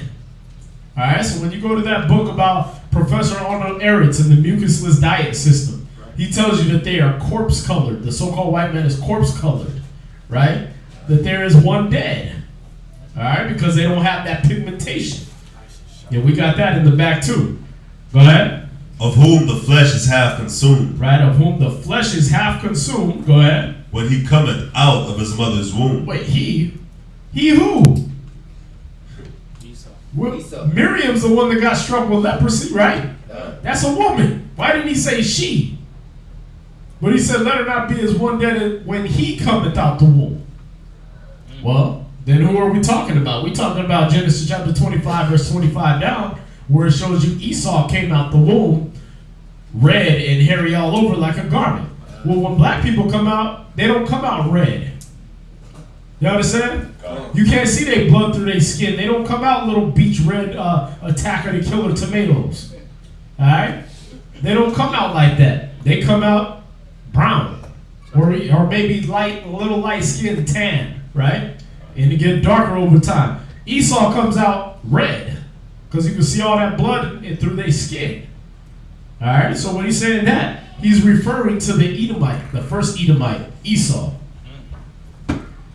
So were the Edomites ever called leprous in Scripture, and what's the difference with leprosy and Esau's skin color, right? Now when we go to the book of Obadiah, so now we see that leprosy is a curse, right?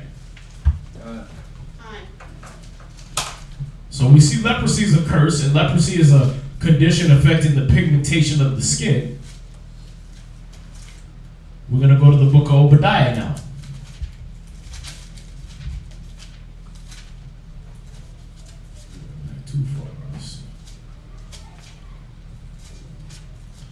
All right, so we're in Obadiah.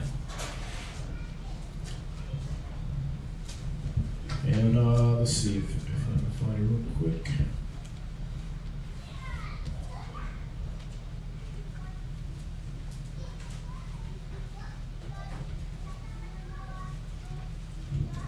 Might be in the wrong book. I'm not seeing the right words.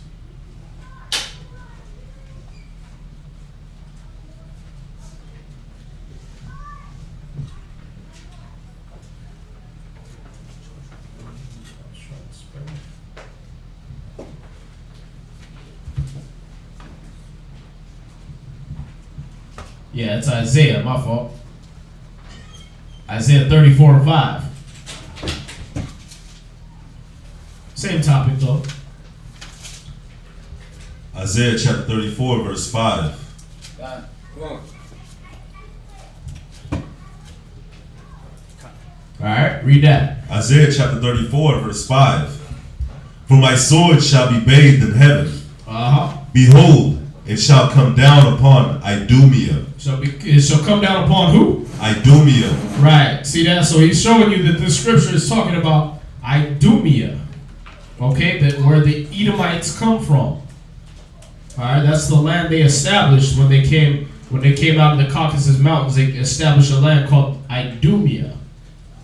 Actually, before they went into the Caucasus Mountains, sorry. Alright, so when they came out of the Horite, the mountains with the Horites and everything like that, they came down and established a place called Idumea. So he said, for my sword shall be bathed in heaven, behold, it shall come down upon Idumea. Right? Okay, so this is going to come down on the Edomites. Go ahead. And upon the people of my curse. Right, so he's showing you they're the people of his curse. What curse? Leprosy. Y'all see that? God. And you can go through and look about Gehazi when he was cursed. He got turned leprous over in 2 Kings. Alright.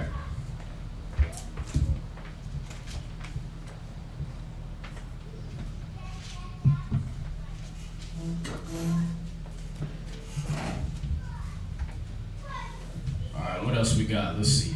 Got a lot of questions, man. Y'all been studying your ass off. There's a question about what we're speaking about. I'm trying. Let me catch up with you. Let's see. It's the very last one. Okay.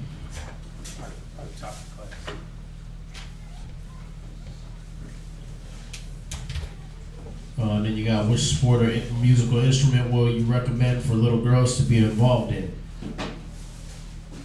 I mean, that's really up to you. I mean, so far as sports go, I would say if it's a little girl, get her ass in martial arts, man, because these days are wicked as hell. All right, you got people molesting kids and trying to kidnap them and trying to sell their body parts, especially if you got a little Judite, man. They're going to try to capture her up and try to steal every internal organ she got. Get her in martial arts. Get her in that Bible, all right? But, you know, for sports or for any musical instruments, that's up to you, all right? You know, the scriptures talk about the harp, all right? The scriptures tell you about the instrument of 10 strings, all right? Tell you about these certain things, the psaltery. So these are instruments we played back in the day. So piano, harp, violin, guitar, they all related. Let's see. Is there a contrary spirit in albino Israelites, and is that one of the reasons they are born as clean lepers, or sort of a birthmark of strong disobedience?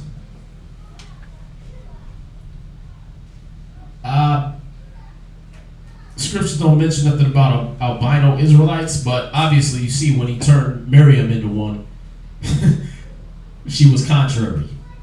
That's why he did it. All right. Now, again, there's some, there's people that what they're called clean lepers. So when you go to, it's in Leviticus. We just went over this during Sabbath class, where it talks about, let's see.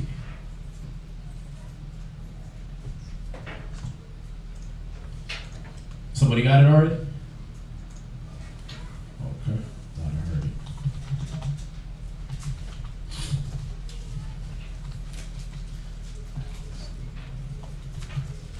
Leviticus 13:13.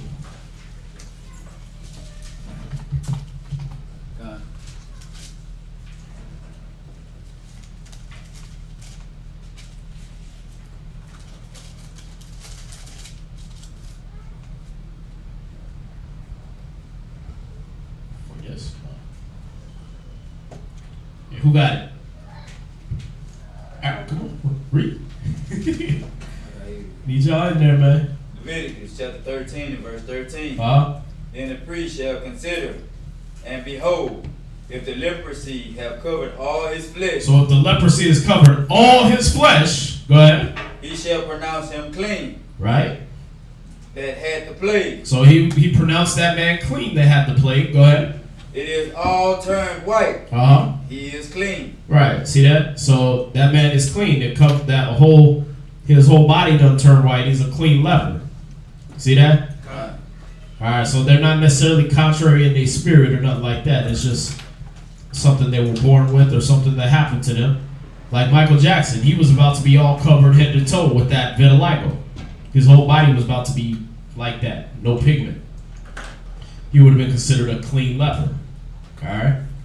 So them albinos, their pigment's gone. It's gone from their hair and everything like that. But you got to think, okay, well, if this is a person that can't even go in the sun without it scalding him, then we gotta think, why did the Most High do that, man?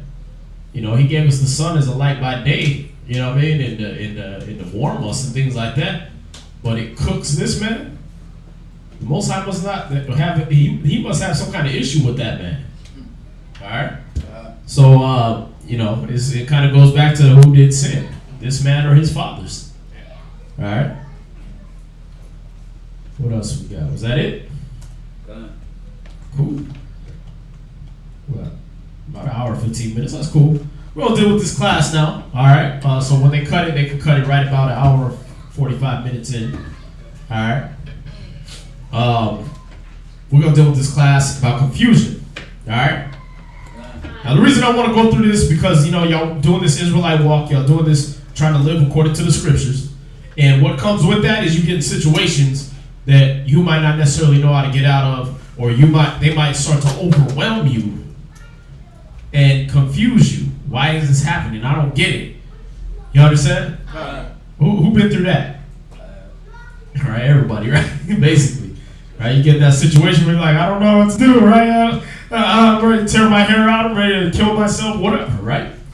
Why? Because of the confusion of the situation, right? Just hits you from all different angles, and you're like, why is the Most High doing this to me, man? Am I being tested? Am I being tried? Am I being tempted? What is it? Does he not want me? Does he not deal with me no more? Where is the Most High? Just like Psalm 73, right? David went through the same thing. Why am I going through this? Maybe the wicked got it better. Maybe they got a better life. Y'all see that? God. Just seeing that.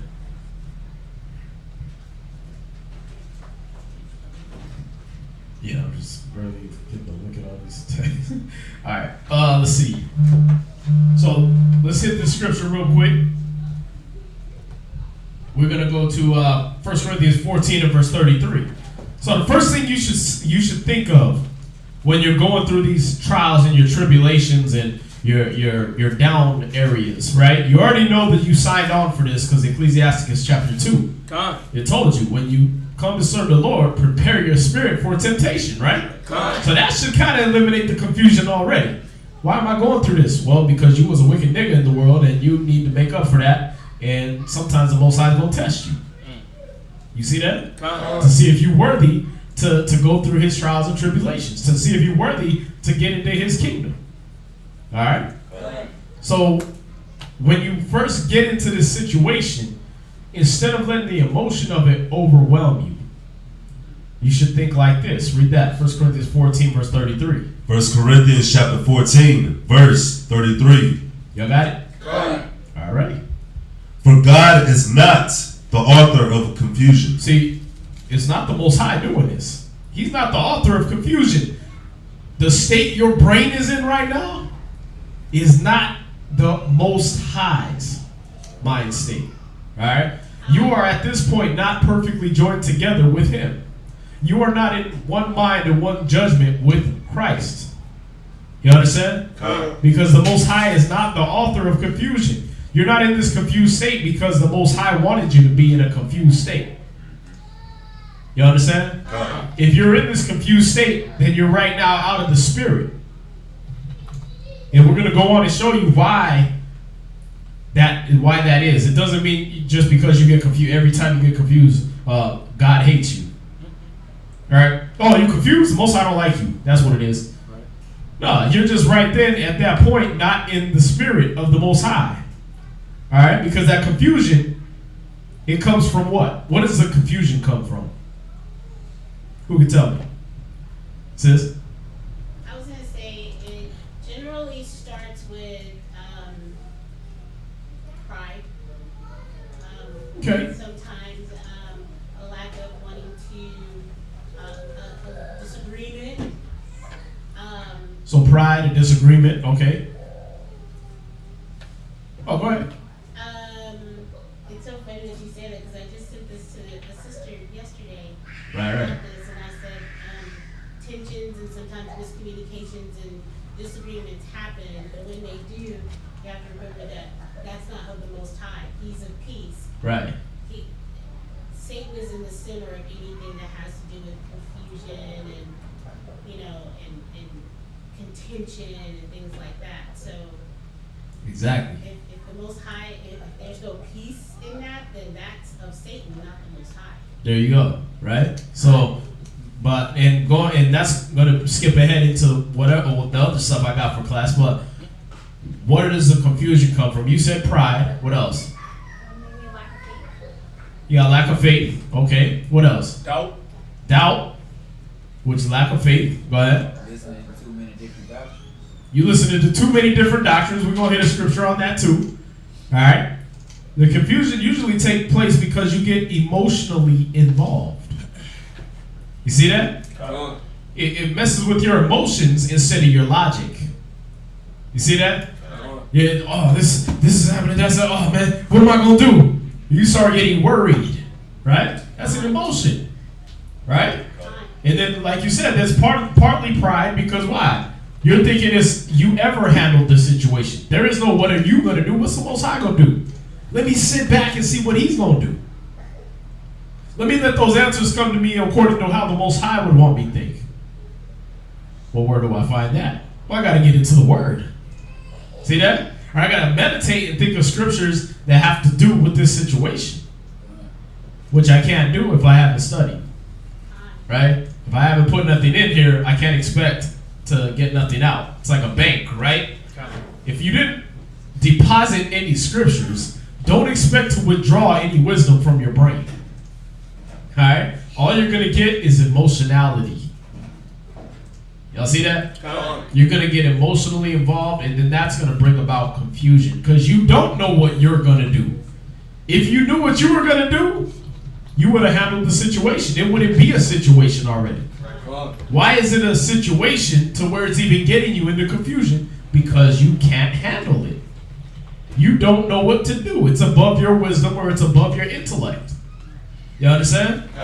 Okay, so is the Most High the author of that feeling you have of confusion? No. See that? Read on. But of peace. See, the Most High is not the author of confusion, but of peace. See that? He's the one that makes it to where this situation's going on. Bullets are flying. Death and destruction is going on all around you. And you're calm. Your thinking. Right. The bills are coming in, your checks ain't. Right? Y'all see that? But in the midst of that, you're like, well, I gotta just depend on the Most High like I always do. Let me try to see what I can do logically and think around the situations, and hopefully the Most High help me deal with this. He's gonna work it out. See that? Hey, what did the scriptures say I should be doing? Okay, let me do this and this and that. Let me order my house right. Let me do this. Oh, my girl tripping? Okay, well, oh man, I don't know. Brother, I don't know what to do about my girl, man. She tripping again, and I'm ready to whoop her ass, and da-da-da, and I don't know what to do, man. I know the scriptures say it's wrong, but okay, well, if you're confused, that's because you're still wrestling with that old man. You got emotionally involved in the argument. See that? You should have instantly just leaned on the word. That should have been your stability right there. Because confusion comes from chaos, right? All this madness is happening. Nothing makes sense now. Right? Well, what does make sense? This word. All the time. Hey, okay, well, like we said before, show me what you talk about in the scriptures then. Show me lose your damn mind and start tripping. Right here in the scripture. Show me that. What is that? Galatians? Is that in there? Right? No, it's not in there. Bitchiticus? No, that's not in there. Alright? So it ain't in there. I can't find it. So let's turn this around and let me show you what to do. Right? Right. We're not going to get into this argument because why? I'm not emotionally involved in what you're talking about. I'm not emotionally involved in the demons that's coming out your mouth. I'm not emotionally involved in the demons that are attacking me. See that? I'm thinking with my mind. I'm using the wisdom and the knowledge of the scriptures. Come? All right. He said, but for the Most High is not the author of confusion, but of peace. All right? Jump from there. Go to James 3, verse 13. So we're going to see where does this confusion come from. No, I want him to get it. I want them write it. Y'all get the scriptures and let them write. James chapter 3 and verse 15.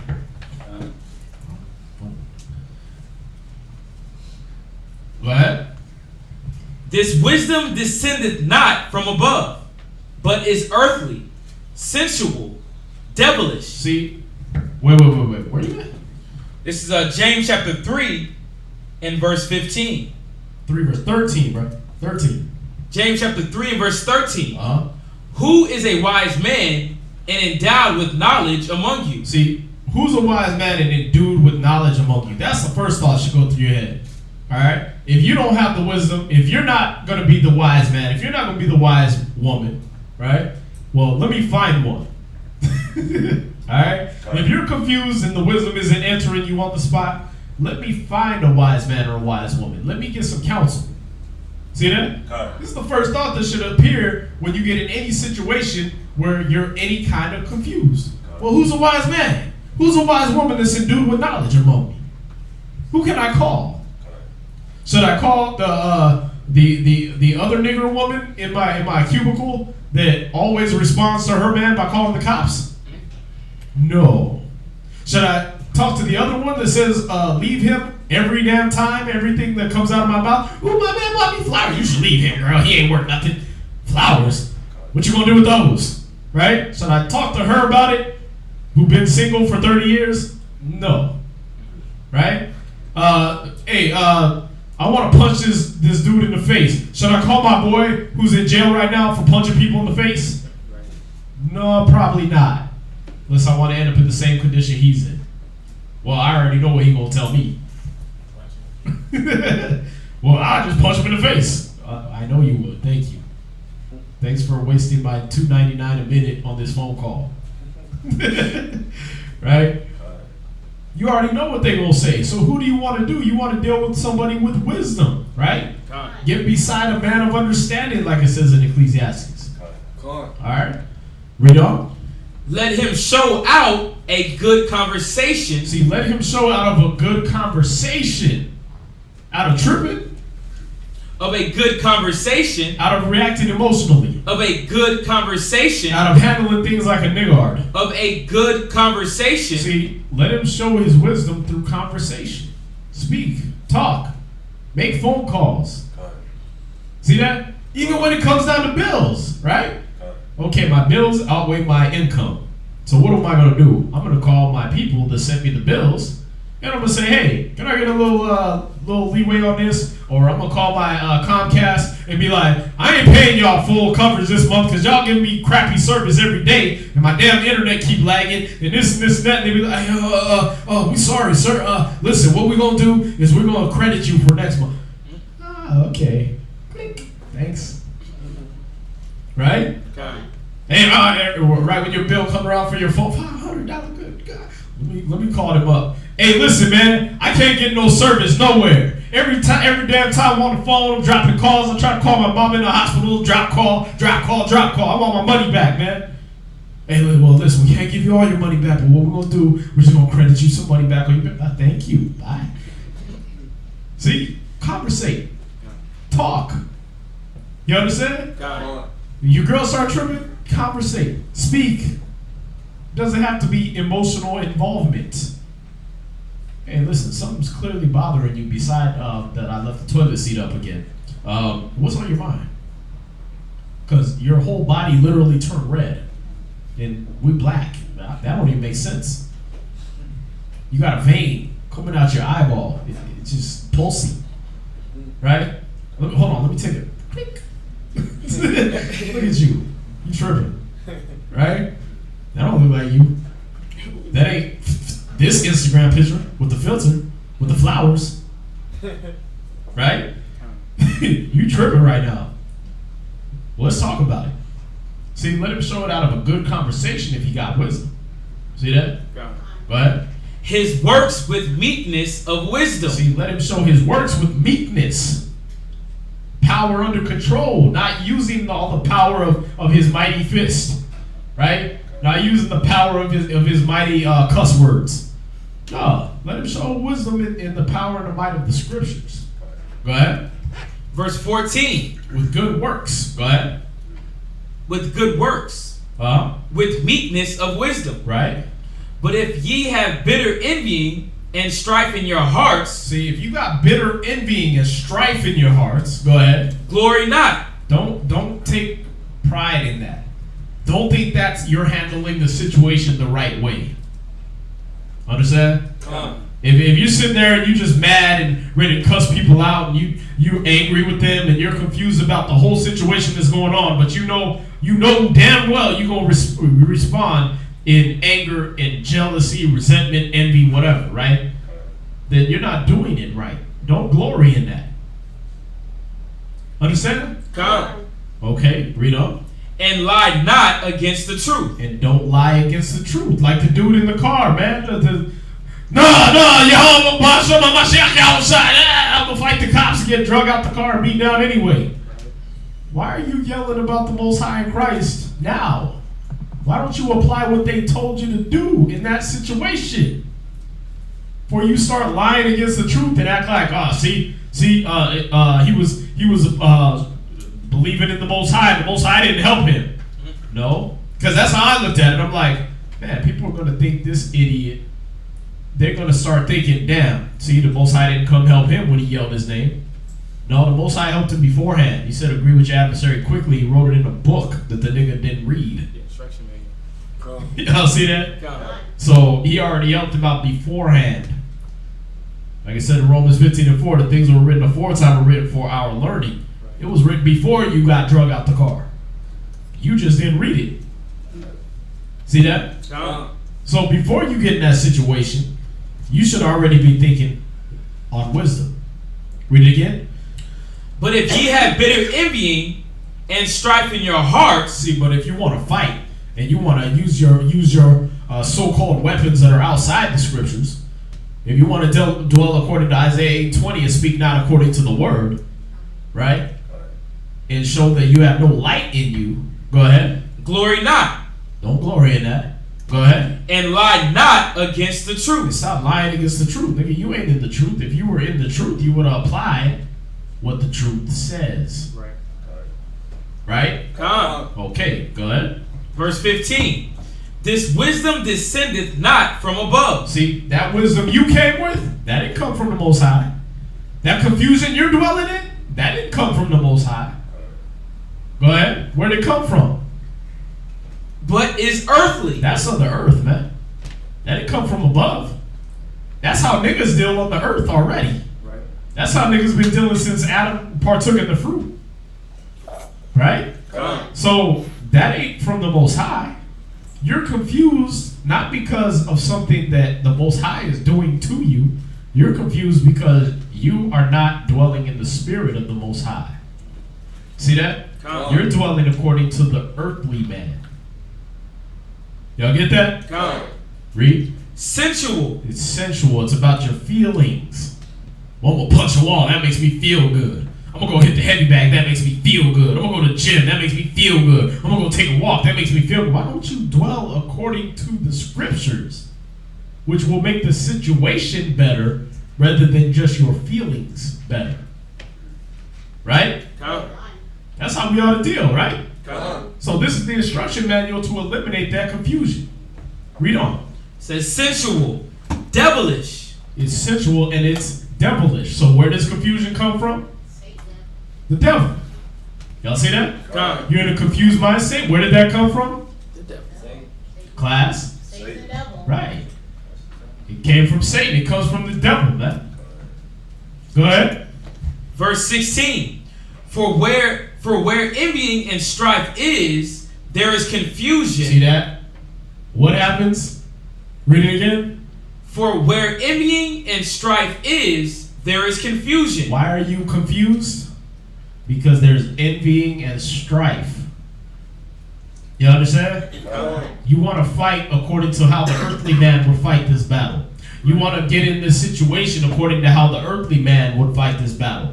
You want to be envious against somebody. I wish I had what they had. I wish I was living the way they were living. Right? Or I like the way they living on TV. I like the way they're living here on the whatever version of MTV Cribs they got on now. Right? I like the way they live, and I want to live like that. I want to live like a real housewife. Okay. Let me get some horsehair and some glue, and we'll hook you right up. Right? That's how they living. Lies and hypocrisy and loudmouth, horse-haired, hair-hat women. Right? Okay, so rather than deal like that, let's deal without confusion. Let's not have that strife and that jealousy, that envy. Because that's what's going to bring you confusion. Why is my life going like this? I don't understand. Then what are you comparing your life to? How is life supposed to go? What did you watch? What influenced your brain that life was supposed to go any other way than the way it is going right at that moment? You gotta think about that, right? Like, what did you think life was? Right? Stop watching TV and thinking life goes like that. You leave it up to TV, you'll find a man, have sex, get married, have a baby, and send it through high school in the course of about 5 to 10 minutes. And live happily ever after the end, right? Well, you leave it up to TV, this person's trying to destroy me. Then what? Next thing you know, you burying them in the backyard, and I solved that problem. Now what do I gotta do? Lie for the rest of my life. I don't know where they at. They wrote me a letter saying they was going out of town, and that was the last I seen of them. Or whatever the damn soap opera music is at the end, right? Get out of that soap opera, man. Stop dwelling in what you think you see and what the wicked are doing. Alright? That was that Incredible Hulk theme I started. That's a whole different soap opera. That's all mysteries. Right? I ain't watched soap operas for a long time, man. But get out of that mind state, man. You understand? Get out of that. What are you envying? You're being, like you said in Psalm 73, you're being envious at the proud when you see the prosperity of the wicked. And you're thinking your life should go like that. Right? You're thinking of how things should be going. I do that all the time, man. You know what I mean? The insurance, right? The insurance, you got to claim something on insurance. The car breaks down, and you like call the insurance. They're like, yeah, we're gonna charge you a deductible. Nigga, I've been paying you $500 a month for the last 30 years. You should have been saving my money and been ready to pay for my stuff. What you mean I got a deductible? I do it every damn time, like it's brand new to me, right? Because why? I'm looking at how it should be and envious of how it should be as opposed to what it is. You see that? As opposed to reality, I'm thinking of the ideal situation it should be. Right? This is how it should be. Well, it's not like that. You live in America. So bend over and take it with no lube. That's basically what you can expect. Alright? Or just drive without insurance. Right? When they pull you over, just say, I ain't got it. Sorry. Too broke, you keep pulling me over, I ain't got the money, I don't know what to do. Maybe you can help me. You never know, right? It might work. Why? Because you're conversating. You're talking, right? It's worked for me plenty of times. You have a license? No. Well, why don't you have a license? I keep getting pulled over. I ain't got enough money to even get gas down to go downtown. Every time I jump in the car, y'all pull me over. I was headed there right now. You're going to give me a ticket for about $100-something and I'm going to be back. Right? You know, I'm going to not pay that. And then y'all not going to put me in jail. And then I'm going to be back here getting pulled over again. That's what keeps happening. I'm sorry. Well, you know what? We're going to let you off with a warning this time. You're going to have to because there ain't no option for you. I ain't got it. And you're going to waste money on bullets shooting me because I'm black. So you just going to take a loss either way. You wasted time pulling me over. Conversating. Right? Communicating. You wouldn't believe how many times that don't work, man. Where you just let them know, like, I ain't got it. I'm broke. Y'all see that? But what? You're just communicating instead of getting emotionally involved. Why y'all always pulling me over? I'm sorry, get out of the car. Like, what? All I did was ask you a question. Yeah, but you looked at me in a threatening manner. That's what I'm gonna tell the judge and the doctors. The doctors? Right? That's what happens when you got envy and strife in your heart. You're ready to fight and contend about every single thing rather than dwell with wisdom. Rather than seek out the person that's endued with wisdom within you. Y'all see that? There is a little guy in there, a little woman in there somewhere, the hidden man of the heart that has wisdom. He's in there somewhere floating around in all that emotions and all that drama you dwell with every day. He's that little voice that'll be like, don't do that. What were you thinking? It's that voice. The one you'd be like, no, I can't hear you. What are you saying, devil? Yeah, I'm going to do that one. You understand? We got to stop choosing to be envious and striving all the time. That's why he told you about the bishops and the deacons. The man of the Most High must not strive. Right? The servant of the Lord, he must not strive. Why? He can't be always ready to fight and locked into his emotions. You understand? Read on. There is confusion. See, wherever there's that strife and that envying, there comes confusion. So the confusion didn't come from the Most High. He's not the author of that. It came from you being a person that always got strife and envying something else. All right? Go ahead. And every evil work. And then what comes from that? Every evil work. Right? Then you start doing all the evil stuff and making everybody with the fringes on look bad. Talking about, I hate you cops. And 3 of them drag you out the car after they done busted your window out. Then they charge you because he ripped his glove on your window and he bruised his knuckle beating your ass. And you know, my knee hurts because I had to stomp on this guy's neck. You know what I mean? They just rack up charges because what? Every evil work comes from that. After you get into that emotionality, then what happens? All of a sudden your tongue turned into demon tongue, right? Everybody's all kinds of FUs, and you a BITCH, and you a CUNT, and all these other words that you wouldn't even want to use in normal conversation, right? Everybody's all that. Well, what happened to all them scriptures you was talking about you use? Right. See that? Hey, I know these things because I've been in these situations. We all been in those situations, right? You get in there and ain't one scripture in your head. It's just,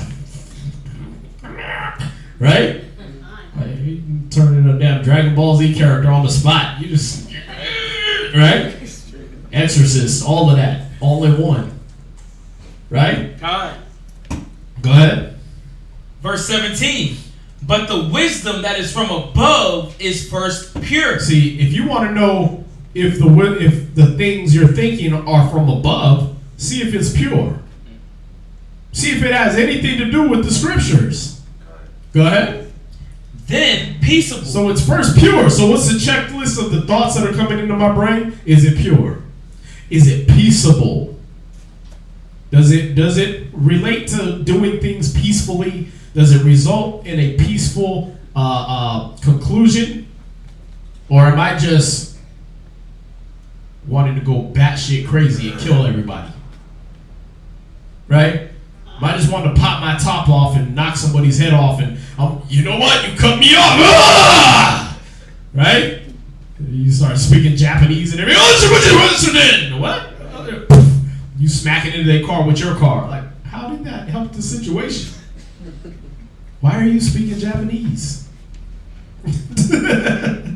Right?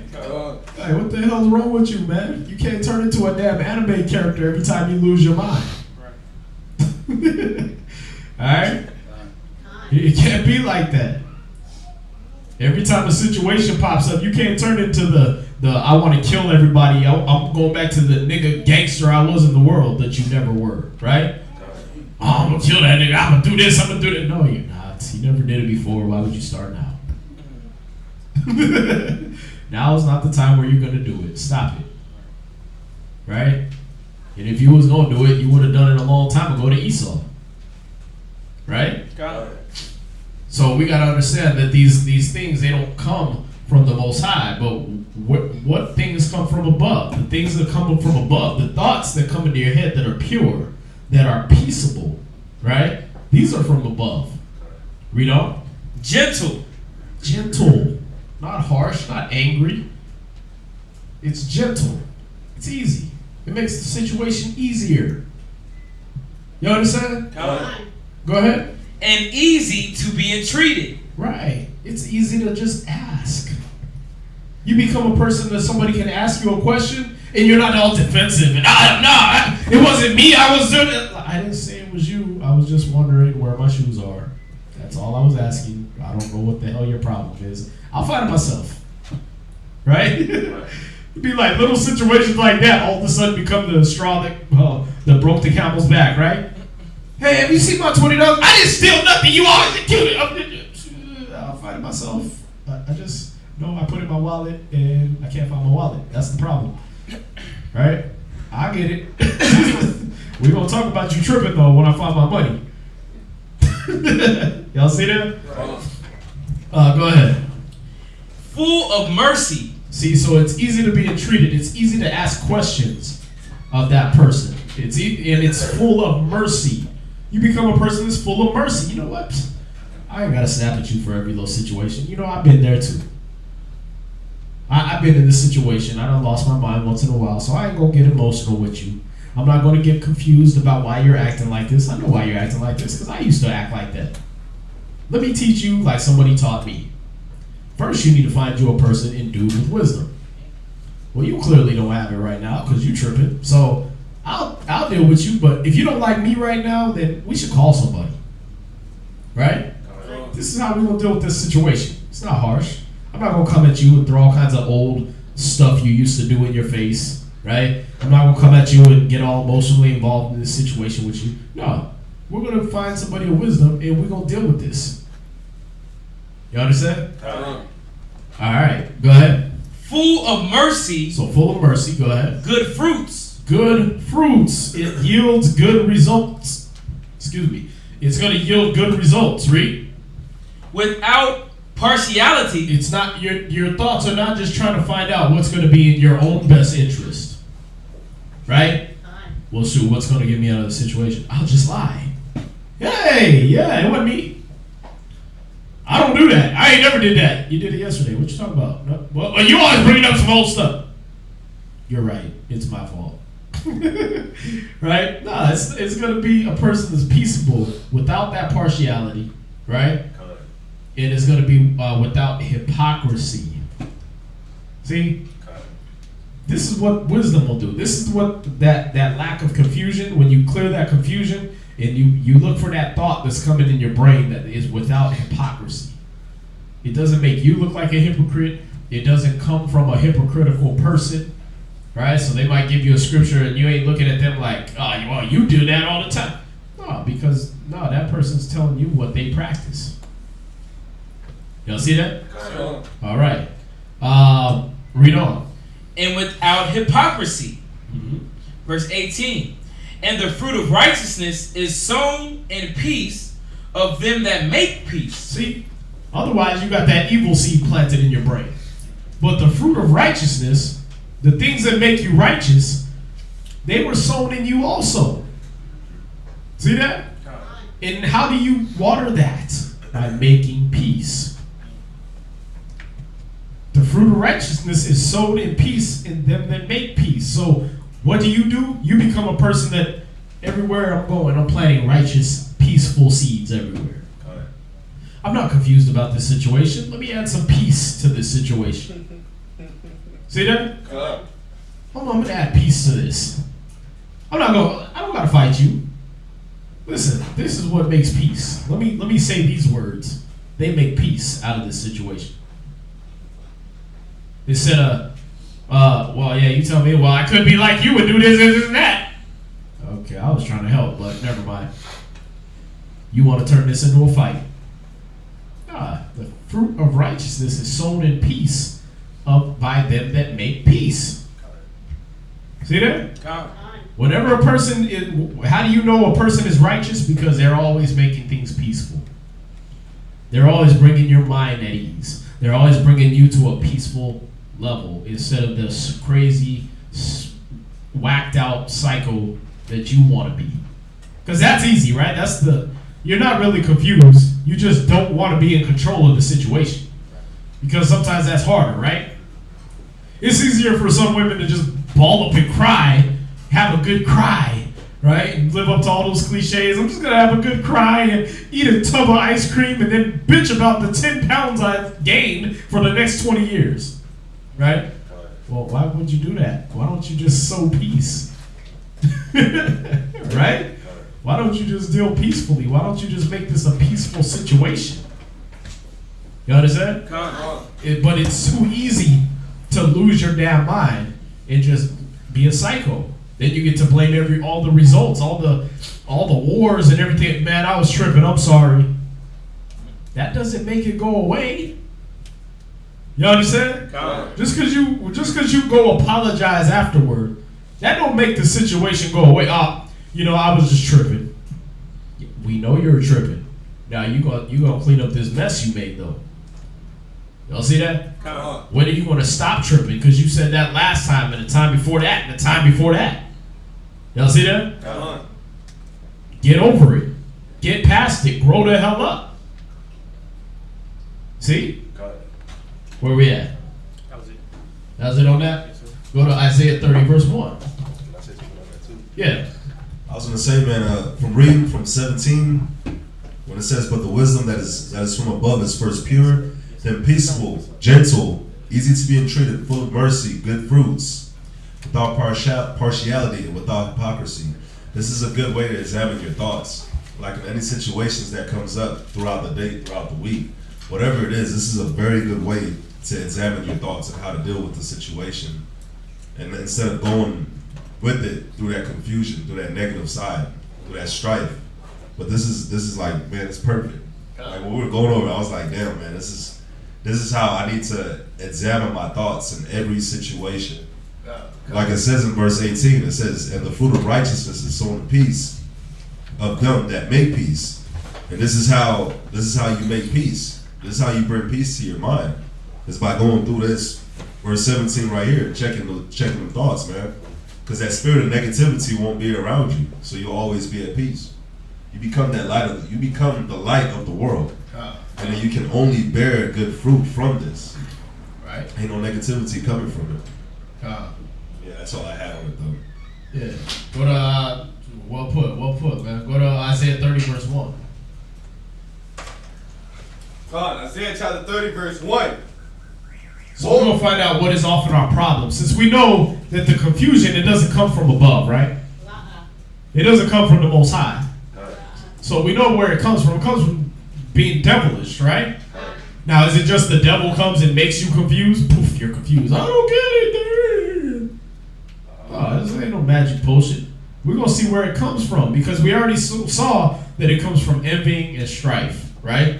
Well, what do we used to envy? What are some things that we envy? Let's find out.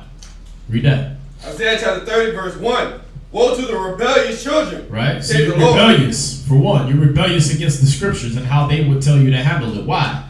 Because sometimes you don't want to deal like that. Sometimes it's just easier to be a nigga. See that? So you're being rebellious. So what's going to happen? Destruction's going to come to you. Go ahead. That take counsel, but not of me. See, you take counsel, but you don't go to a wise person. You take counsel of Shaquisha down the hallway. That ain't never had no man. Live in a broke down house. She ride her house to work. Right? You understand? You take counsel of the wrong people. You on Facebook putting up, what do I do if my man does this? Nigga, what you think they gonna tell you off of Facebook? You don't know none of them. You don't live with none of them. What do you do if hashtag asking for a friend? Stop it. What the hell are you asking total strangers about some stuff going on in your life for? That don't make no damn sense. Y'all see that? You ain't going to the. I already know what you gonna say if I go to Kazaki. I already know what he gonna say. I already know what I'm gonna say. I ain't calling him. Because we get the post. Yeah, I was out with this friend. He just made me feel so good about myself and my surroundings, right? Bang. That's all you are, man. You went out there to go with somebody that made you feel good. You was sensual. Y'all see that? It was about your damn feelings. That's why you went and got the wrong answer to the question. See that? Yeah, he made you feel good for the time, and then what? Then you went right back to the problem. None of what he said solved that problem. I don't understand why thinking happy thoughts didn't work. Well, what did you think, man? Bill collectors don't hang up the phone because you got happy thoughts.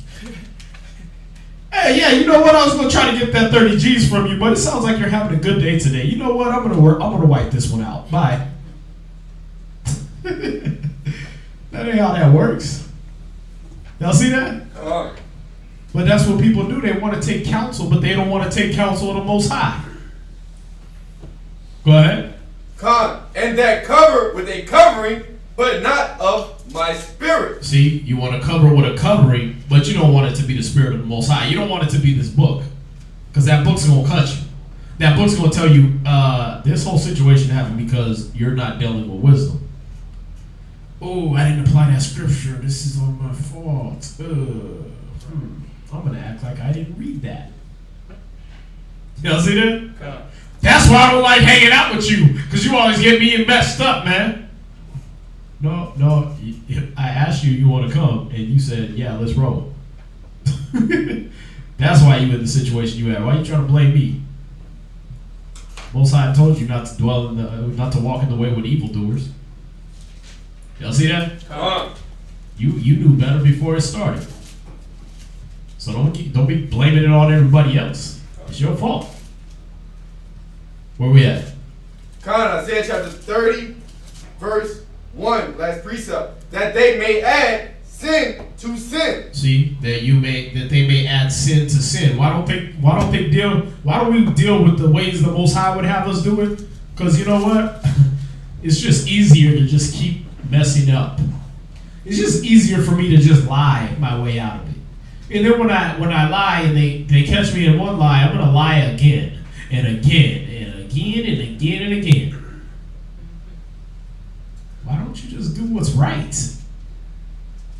covering those things that aren't convenient. See that? They're covered with a covering, but not of His Spirit, so that they can add sin to sin. I want to keep doing these unrighteous things. I don't want to be checked. I don't want to be told what's right. Go ahead. Verse 2. This is why we dwell in confusion, man. Go ahead. That walk to go down into Egypt. See, you want to go back down into Egypt. You want to go back into bondage, the bondage of sin. Go ahead. And have not asked at my mouth. See, but you ain't going, and you don't want to ask, what would the Most High have me do? WWJD, right? You don't want to do that one, right? That's why a lot of cats wouldn't buy them bracelets. I don't want to know what He would do. I want to keep doing what I'm doing. See, because Christ wouldn't jump into this girl's bed and then wipe off and go into this girl's bed and then bring both them girls together and do things with them. But that's fun for me, so I'm not going to dwell with what the books say. Then when you end up at that clinic, why the Most High doing this to me? I don't understand. You know damn well why this happened to you. Y'all see that? You know damn well why you're in this situation, because when you had the chance, you didn't dwell with wisdom. See? Read on. To strengthen themselves in the strength of Pharaoh. See, you want to put trust in this society. I can cuss my man out because I'm the one that pays the bills. I'm the one that has the job and gets the money. All he do is preach that Bible. That ain't doing nothing.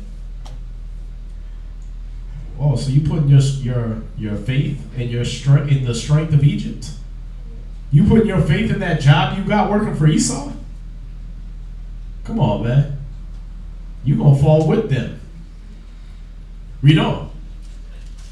And to trust in the shadow of Egypt. See, you trust in the ways. That's what that shadow is, the darkness of Egypt. You trust in the darkness of America and in their ways. Well, they always have me do it like this. That's what you always hear.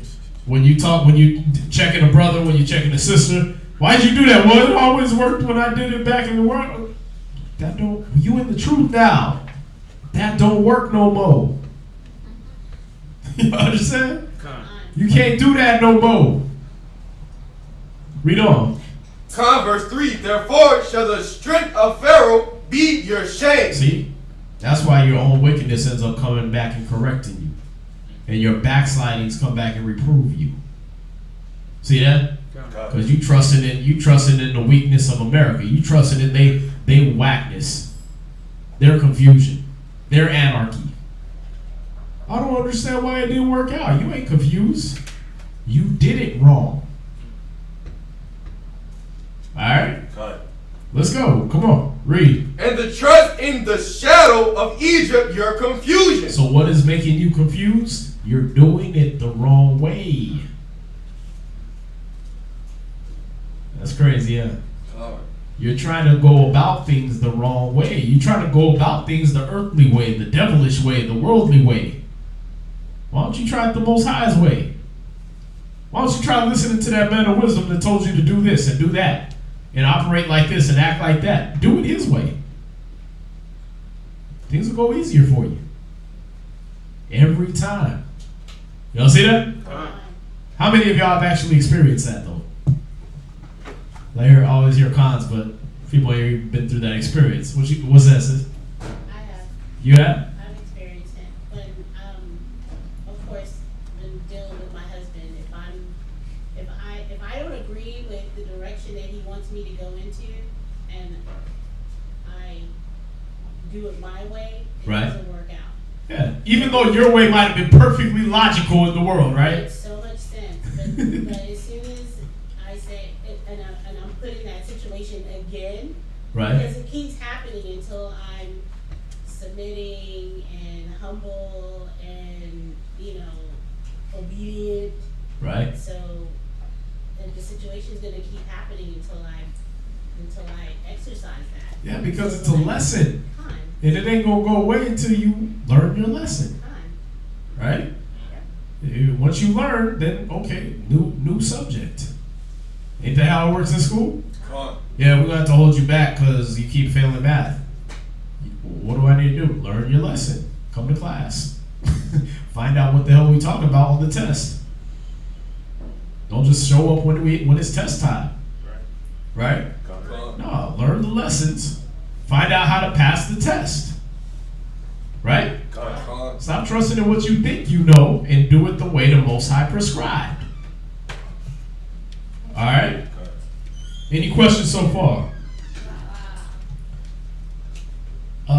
Thank you, guy with ADHD. No, Noah and the Ark is not fake. They actually found it, but not sure why your Tourette syndrome kicked in on our page. They just popped up, Noah and the Ark is fake. Ain't no way to talk about that. Wisdom of Solomon 9 verse 14.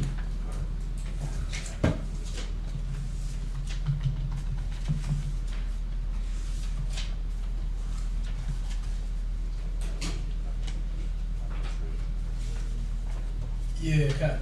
I'm trying to keep it one way. We don't got enough time for me to cram all these in. Wisdom of Solomon chapter 9 and verse 14. Uh-huh. For the thoughts of mortal men are miserable. Why are you confused? Thoughts of mortal men are miserable. Because you're dwelling with your own mortal thoughts.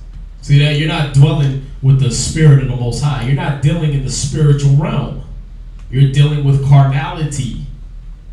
That's why your thoughts are miserable and confused. Watch, read on. And our devices are but uncertain. See that? The things you put your trust in, I'm not sure if this is going to work, but I tried it before. It worked that time. But the things the Most High told you to do work every time. Right. Read on. For the corruptible... You're going to read through verse 18. For the corruptible body presseth down the soul. Uh-huh. And the earthly tabernacle weigheth down the mind that museth upon many things. Go ahead. And hardly do we guess aright. So the mind is guessing on many things. That's what's causing the confusion. I'm dwelling in this earthly tabernacle. I'm dwelling in this earthly mind state. It is causing confusion. Why? Because all I'm doing is making guesses. Right? I think this will work. This probably might work. It maybe work. Why don't you deal with something that works all the time? Doesn't that make more sense? Right. Read on. We guess aright at things that are upon earth. See, and hardly do we guess aright at things that are on the earth. With the things that happen to us every day, we hardly make the right decisions on them. Why? Because we don't deal with them according to the scriptures. Y'all see that? Read on. And with labor do we find the things that are before us. See, it's hard for us to understand the things that go before us, the decisions we should make. So what do? We depend on the old man. Because it's too hard to dwell with wisdom. It takes a little bit of effort. It takes a little bit of sitting back and thinking and restraining yourself. See that? That's where the confusion comes in, though. Read on. But the things that are in heaven, who hath searched out? See? But whoever dwelt with the Bible, who deals with the Bible and says, hey, I'm going to think about things this way. Anybody? Or does it go straight to the emotional center of your brain? I'm pissed off. Why? Bills came in. Bills come in all the time. Yeah, I guess I shouldn't be pissed off. It's going to happen next month. Next month come around, I'm pissed off again. Bills? Yeah. You ain't figured it out yet? Right? We'll come in, I hate everything. Right? Or she just, come. Nothing. What's wrong with you? It's just emotional breakdown, right? Start shaking, crying, bashing her head into the windshield and everything, right? And you ain't in the car? Right? Why? Everything's being processed emotionally. Things are not being processed in a way that is of the Most High. Y'all see that? And so it's bringing confusion and chaos. Read on. Verse 17. And thy counsel, who hath known? See? Who had known the Most High's counsel, though? Have you inquired about what the Most High would want you to do in the situation? Or are you just going to dwell in confusion? Well, it's just easier for me to be like, I was confused. That's why I didn't accomplish anything. The Most High is going to make me do something, and that's going to require work. It's going to require me to tap into the verb portion of my body, where I actually have to do stuff. And I'm not feeling that right now. So I was just confused. I just didn't get it. Right? That's how we process things, man. But then when the thing doesn't work out because we didn't do it the right way, now I'm mad, now I'm angry, now I'm sad, now I'm depressed. Why? Why are you all these things at once? Where's all the confusion coming from? I didn't do it the right way. See that? Come on. Read on. Except thou give wisdom and send the Holy Spirit from above. See? Where you at? This is verse 17. Verse 17. Ecclesiastes, or Wisdom of Solomon, chapter 9, and verse 17. Right, he said, but the things of heaven who has searched out, and thy counsel who has known, except thou give wisdom and send thy Holy Spirit from above.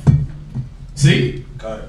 Not from the earth, devilish, but from above, dwelling with the Holy Spirit. Not dwelling in confusion. That's not from the Most High. It's not from above. Dwell with what descendeth from above, which is the Holy Spirit. The scriptures, the knowledge, the wisdom, the experience of elders. Right? That's how you want to deal. Was he just keep tripping on there or what? What's wrong with this dude? He kept at it. I put him in timeout. You're in timeout, buddy. 1 Peter 4:12. Let's go there real quick.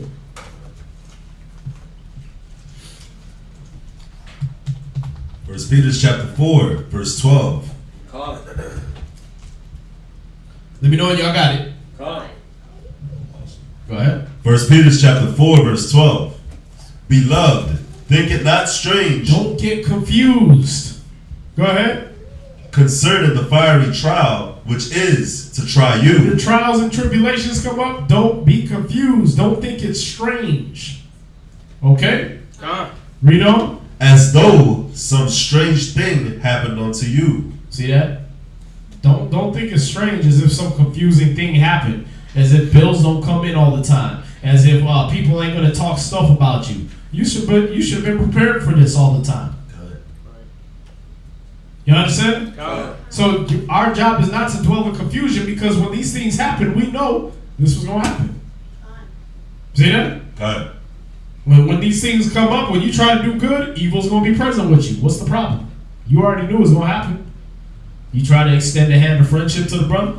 What happened? He bit your hand off. Well, you knew it was going to happen. You should have expected it. Why are you emotional? What's the problem? Just deal with the situation as it is now. Give them the scripture, show them where he's off, show your people their transgressions, and keep rolling. Ain't nothing to drag yourself backward for. And you start dwelling in the same carnality and confusion and chaos that brother, that sister dwells in. You understand? Read on. Verse 13. Go from there. Go to Psalms 44, verse 15. That was 1 Peter 4:12. Yes, sir. Psalm chapter 44 and verse 15. Psalms chapter 44 and verse 15.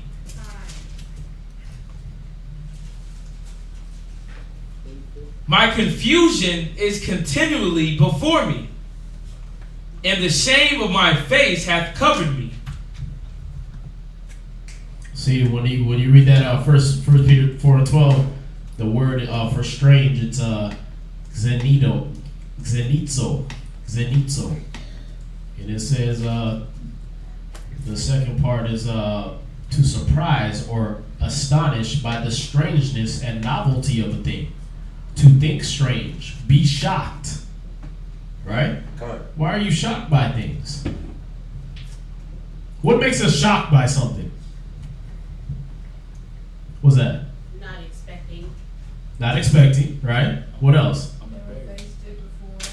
Huh? Never faced it before. Never faced it before, therefore what? Unprepared. You're unprepared or you don't understand it. You're confused about it because you never faced it before. You've never been there before. So it confuses you. See that? Okay, well, let me go back to my steps. What should I do? I should inquire. Find out, what is this situation? What's going on? Let me get the information. Right? And then try to deal with the problem according to the information I've collected. I think they call it the scientific method, right? Right. So you find out what the problem is and you gather information, right? You record and analyze your data, right? You form a hypothesis, right? You form a possible solution to the problem based off all the information you done gathered, and then you make a conclusion, right? That's the scientific method. You deal with that according to your problems. That's real science, but you do it in the spirit. Y'all see that? So that's why we think things are strange. Why we get shocked by things. We're dwelling in that confusion of the situation. Psalms 44:15. Read that. My confusion is continually before me. Why? Let's read on. And the shame of my face hath covered me. So David was in the same situation, right? My confusion is always with me, and my shame and the shame of my face has covered me. Go ahead. Verse 16. For the voice of him that reproached and blasphemeth. Right. See, I'm in the face of them people that reproach and blaspheme. I'm being talked about. I'm being put in a situation that I don't understand. I don't know why they keep doing me like this. Y'all see that? Go ahead. By reason of the enemy and avenger. Right. By who? By reason of the enemy and avenger. Who's the confusion coming from? The enemy and avenger. See that? It's coming because you watch the Avengers. No, it's coming from it's coming from the enemy, man. It's coming from that person that want revenge because you've been doing the work of the truth. Y'all see that? So why is this stuff coming? It's not because of the Most High that he wants you to dwell in confusion. It's coming because of the enemy within you. You don't want to just bend and do things the way the Most High told you to do it. The way the elders told you to do it. The way your husband told you to do it. The way your brother told you to do it. Y'all see that? No, you want to do it your way. Earthly, sensual, devilish. So what's happening? Now confusion is going to continually take hold on. See that? Read on. Verse 17.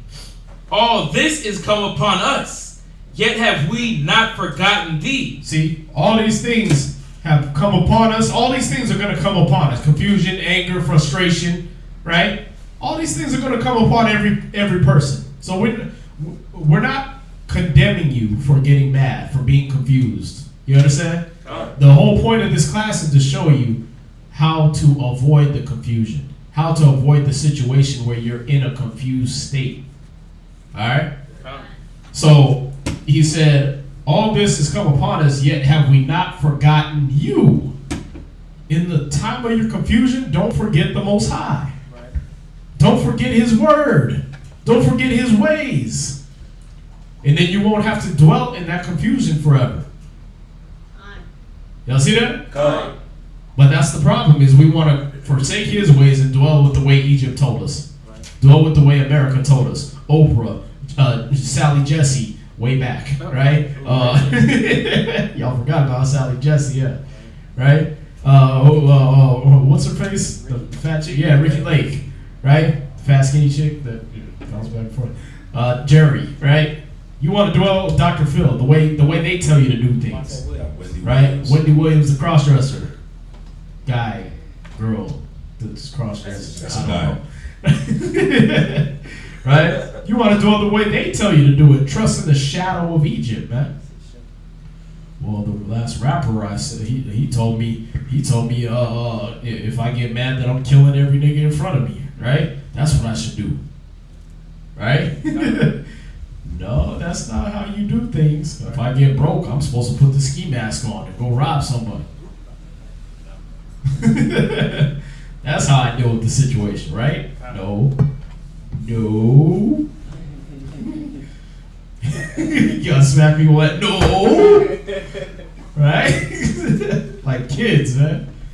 Don't dwell with the situation. Don't deal with the situations like that, man. Deal with it according to knowledge. Alright? Read on. Neither have ye dealt falsely in thy covenant. See, and don't break the commandments. Don't sit there, like it says, be angry, but sin not. Right? Yeah, you can be angry, frustrated, confused for a time. To everything, there's a season. But then lock back into the wisdom of the Most High, lock into His knowledge, and deal with it that way. You understand? Read on. Verse 18. Our heart is not turned back. See, before you start getting to this level where you don't want to dwell with the truth. You know what? I'm done. Right? I get that text like about 13 times a week. I'm not doing this no more. I'm done. Why? What happened? She just keeps doing this, and he just talks to me like this, and so you're done over that? Y'all had an argument like normal human beings do, but you're done. You're done with what? Life, the truth. What is it? You're not going to drive your car anymore and give rides. I'm done. She's going to give me gas money. I'm done. What? With the earth? Like you're going to kill yourself because... Never mind. Are you holding your breath right now? You can't kill yourself that way. Stop it. Y'all see that? No, we gotta lock into that wisdom, man. We gotta be ready to think how the Most High would want us to deal with the situation because He is the one that is testing you. Did y'all know that? He's the one trying to see what the outcome is. When people always ask that question, well, why would the Most High create us? What's the point? He's all powerful, all knowing. He knew we were going to sin. He knew we were going to do this. What TV show would you watch if you knew they were just going to do everything you wanted them to do? That's what pissed me off about movies sometimes. Brothers be like, hey, did you see this movie? I'd be like, yeah, I seen that. Oh, you didn't like that? No. Why? Because that's how I would have wrote it. I don't want to watch something that is something that's already in my mind, that I already know how I would solve the problem, and then they just portray it on screen. I want the surprise ending. You know what I mean? I want the accountant ending, the one I didn't see coming, where it's like, whoa, I never would have thought that was her, or that was that guy. You know what I mean? You want that surprise ending. You don't want the, oh yeah, that's what I would have done. That's not exciting. Right?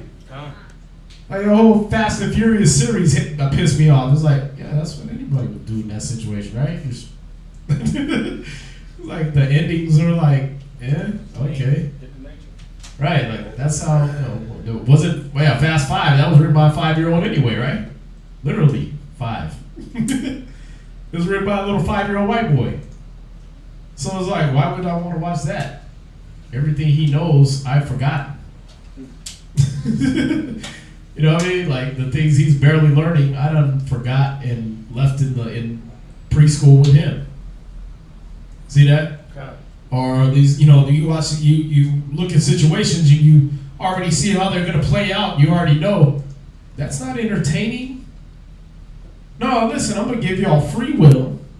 I'm gonna let y'all run around on this globe right here, or this dome or whatever, right? This snow globe. You gonna run around on there. I want to see what decisions you make with your free will. Y'all see that? That's entertaining. That's a show I want to watch. Right? Serve the Most High and keep his commandments is the whole duty of man. You're here for His pleasure. Right? So if we're here for the pleasure of the Most High, what's pleasurable, and He already knows what decisions you're going to make. He already knows the end of your story. He already knows, okay, whenever they do this, they're going to do it. No, He gives you the choice. Okay, listen.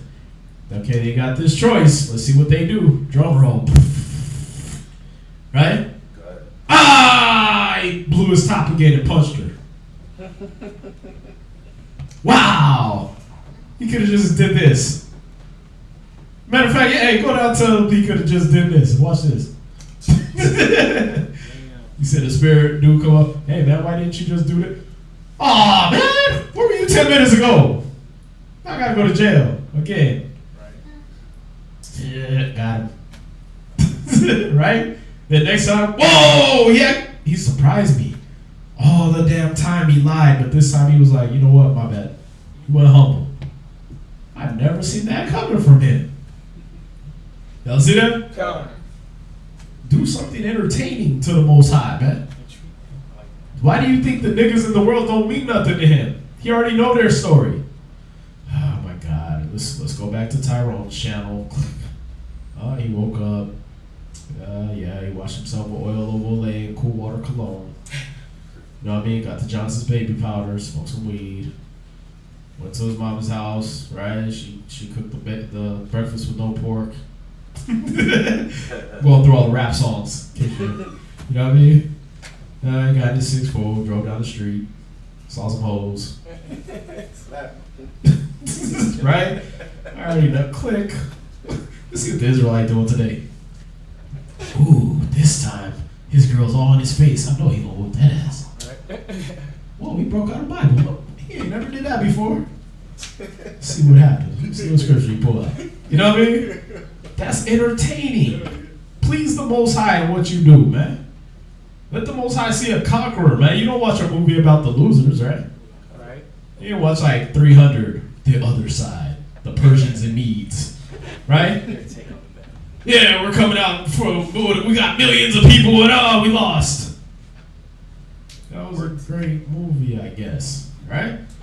I couldn't wrap my brain around why niggas wanted to sell out on Titanic. Like, well, how did that sell out theaters? You know what's gonna happen. The boat sinks. Oh, spoiler alert, in case y'all didn't know. Titanic goes down. Right?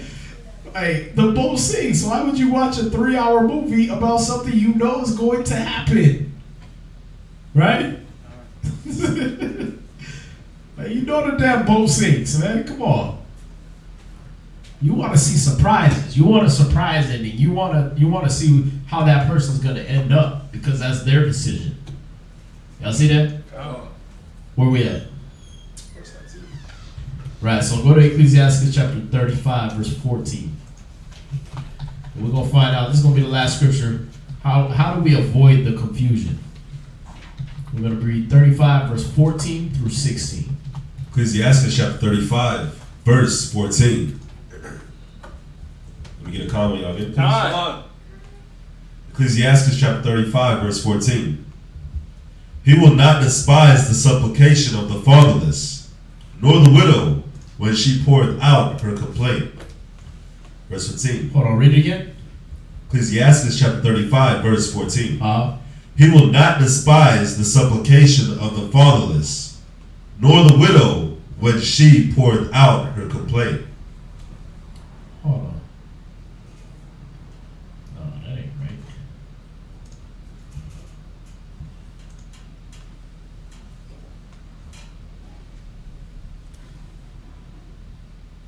Oof. Is it?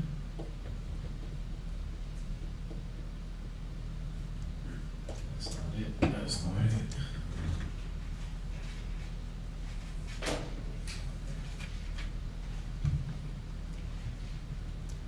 There we go. Let's get it right here.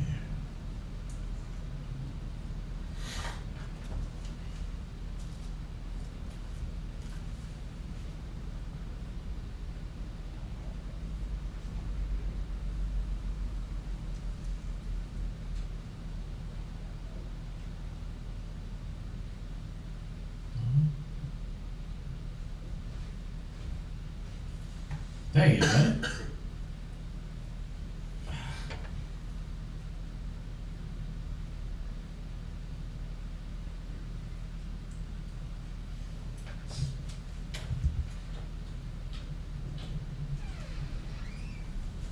I hate when it does this.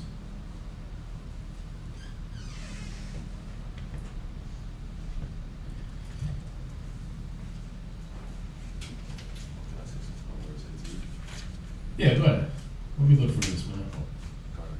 Hey, back in Psalms chapter 44, verse 18, when it says, our heart is not turned back, neither have our steps declined from thy way.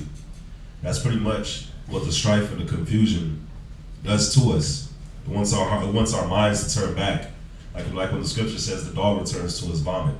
So that's pretty much what the confusion wants us to do. It wants us to turn back, to leave off from the path, leave off from the scriptures. There's a lot of times when we get in situations, our first thought is not the scriptures. When it's like a detrimental situation, right. Our first thoughts is never the scriptures. Speaking from me, but my first thought usually, and it's something that I'm working on personally, is never the scriptures. What would Yahweh Shai do, or how would Yahweh Shai handle the situation? So, it says our heart is not turned back, neither have our steps declined from that way. So we can't let the confusion let our minds turn back and our steps stop following the path of the Most High. Right. There you go. All right. It's Ecclesiastes 37, verse 14 through 16. Sorry. Ecclesiastes chapter 37, verse 14. Ecclesiastes chapter 37, verse 14.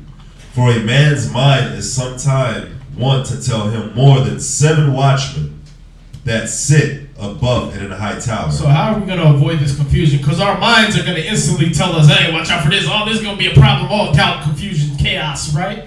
This ain't going to work. That's going to work out. This is going to work out. Well, amidst all of that, right? Where am I going to avoid the confusion? Where am I going to pull myself out of that and just know, instead of my mind telling me more than 7 guys running up to me telling me what's happening from 7 different directions, right? How am I going to avoid that kind of confusion? Read on. Verse 15. And above all this, pray to the Most High. See, the Most High already knows your mind. We already know your mind is going to be steeped in confusion sometimes. Because we get that way too, right? When our mind is in that confusion, in that turmoil, right? We got to do what? Read it again. And above all this, pray to the Most High. Pray. Call on the Most High. Y'all see that? God. That simple act of prayer, it just puts you back in the mindset of dwelling with things spiritually. Y'all see that? God. I mean, if you got to do it the worldly way like you, oh, Jesus help me. Right? Right in the middle of the argument, be like, oh, Lord help me. You know what I mean? Just whatever is going to put you back in that mind state where, you were thinking at least on the Most High. Right? Go ahead. And tell him, that he will direct thy way of truth. No. Right, and above all this, pray to the Most High that he will direct your way in the truth. See that? That's how you're going to avoid the confusion. Pray that he directs your way. See that? That way you don't got to do it your way. You don't got to do it the confusing way. The hard to understand way. Read. Verse 16. Let reason go before every enterprise. Let emotions go before every enterprise. Let reason bitching and complaining go before every enterprise. Let reason. Crying. Reason. Being a psycho. Reason. Right? Let reason. Think first. Right? Before you do anything. Let thinking go before every enterprise. Y'all see that? Before anything you want to partake in, before anything you want to get involved in, think first. Read on. And counsel before every action. And counsel before every action. This is how you're going to avoid the confusion in every aspect of life. If your first thought is, let me get counsel. Let me not dwell in this confusion. Let me not make this cause doubt in me, cause unsurety in me. Let me not guess a wrong, right? Let me not guess wrongly at this situation that's put before me. Let me dwell with counsel. See that? Was that it? Yes, that was in verse 16. Right. Let reason go before every enterprise and counsel before every action. Understand? What's that? I have one thing to say. In verse 15, and it says, and above all this, pray to the Most High, that he will direct thy way in truth. And in Proverbs chapter 3, verse 6, it says, in all thy ways acknowledge him, and he shall direct thy paths. There you go. So it's like in any, like I was saying, man, in any situation. 5 and 6. Excuse me? 5 and 6, trust in the Most High with all your heart and lean not on your own understanding. Right? So you need both of those in there. That's what's going to help you avoid that confusion. Go ahead. Oh yeah, I was saying, always acknowledge him, whether you think the situation is bad or whether you think it's good, because the Most High is the one that's giving you the good or the bad situation. So acknowledge him, and he's going to give you, like it says, he's going to direct your path. So that's what I had on it, man. Always acknowledge him. Pray. All right. Any questions on any of that? Okay. If y'all got questions online, tomorrow we'll be here from 10 a.m. to 2 p.m. All right, and then we'll be doing street speaking. Where are we doing that at? We'll be street speaking off of Beechnut. The address is 10510 Beechnut, and it's the intersection between Beechnut and S.O.W. All right, so the brothers are gonna be street speaking after class, after 2 o'clock. We'll be over there street speaking. So come and join us for that too. All right, but we have class from 10 a.m. to 2 p.m. You got questions? Hit us up. All right. And again, thank you for joining us for this time. I hope it was beneficial. I hope it helped y'all. By some of y'all was shy. Hopefully it helped some of y'all solve your problems and get your mind straight. All right. All right. Well, with that, we're gonna say shalom. Shalom.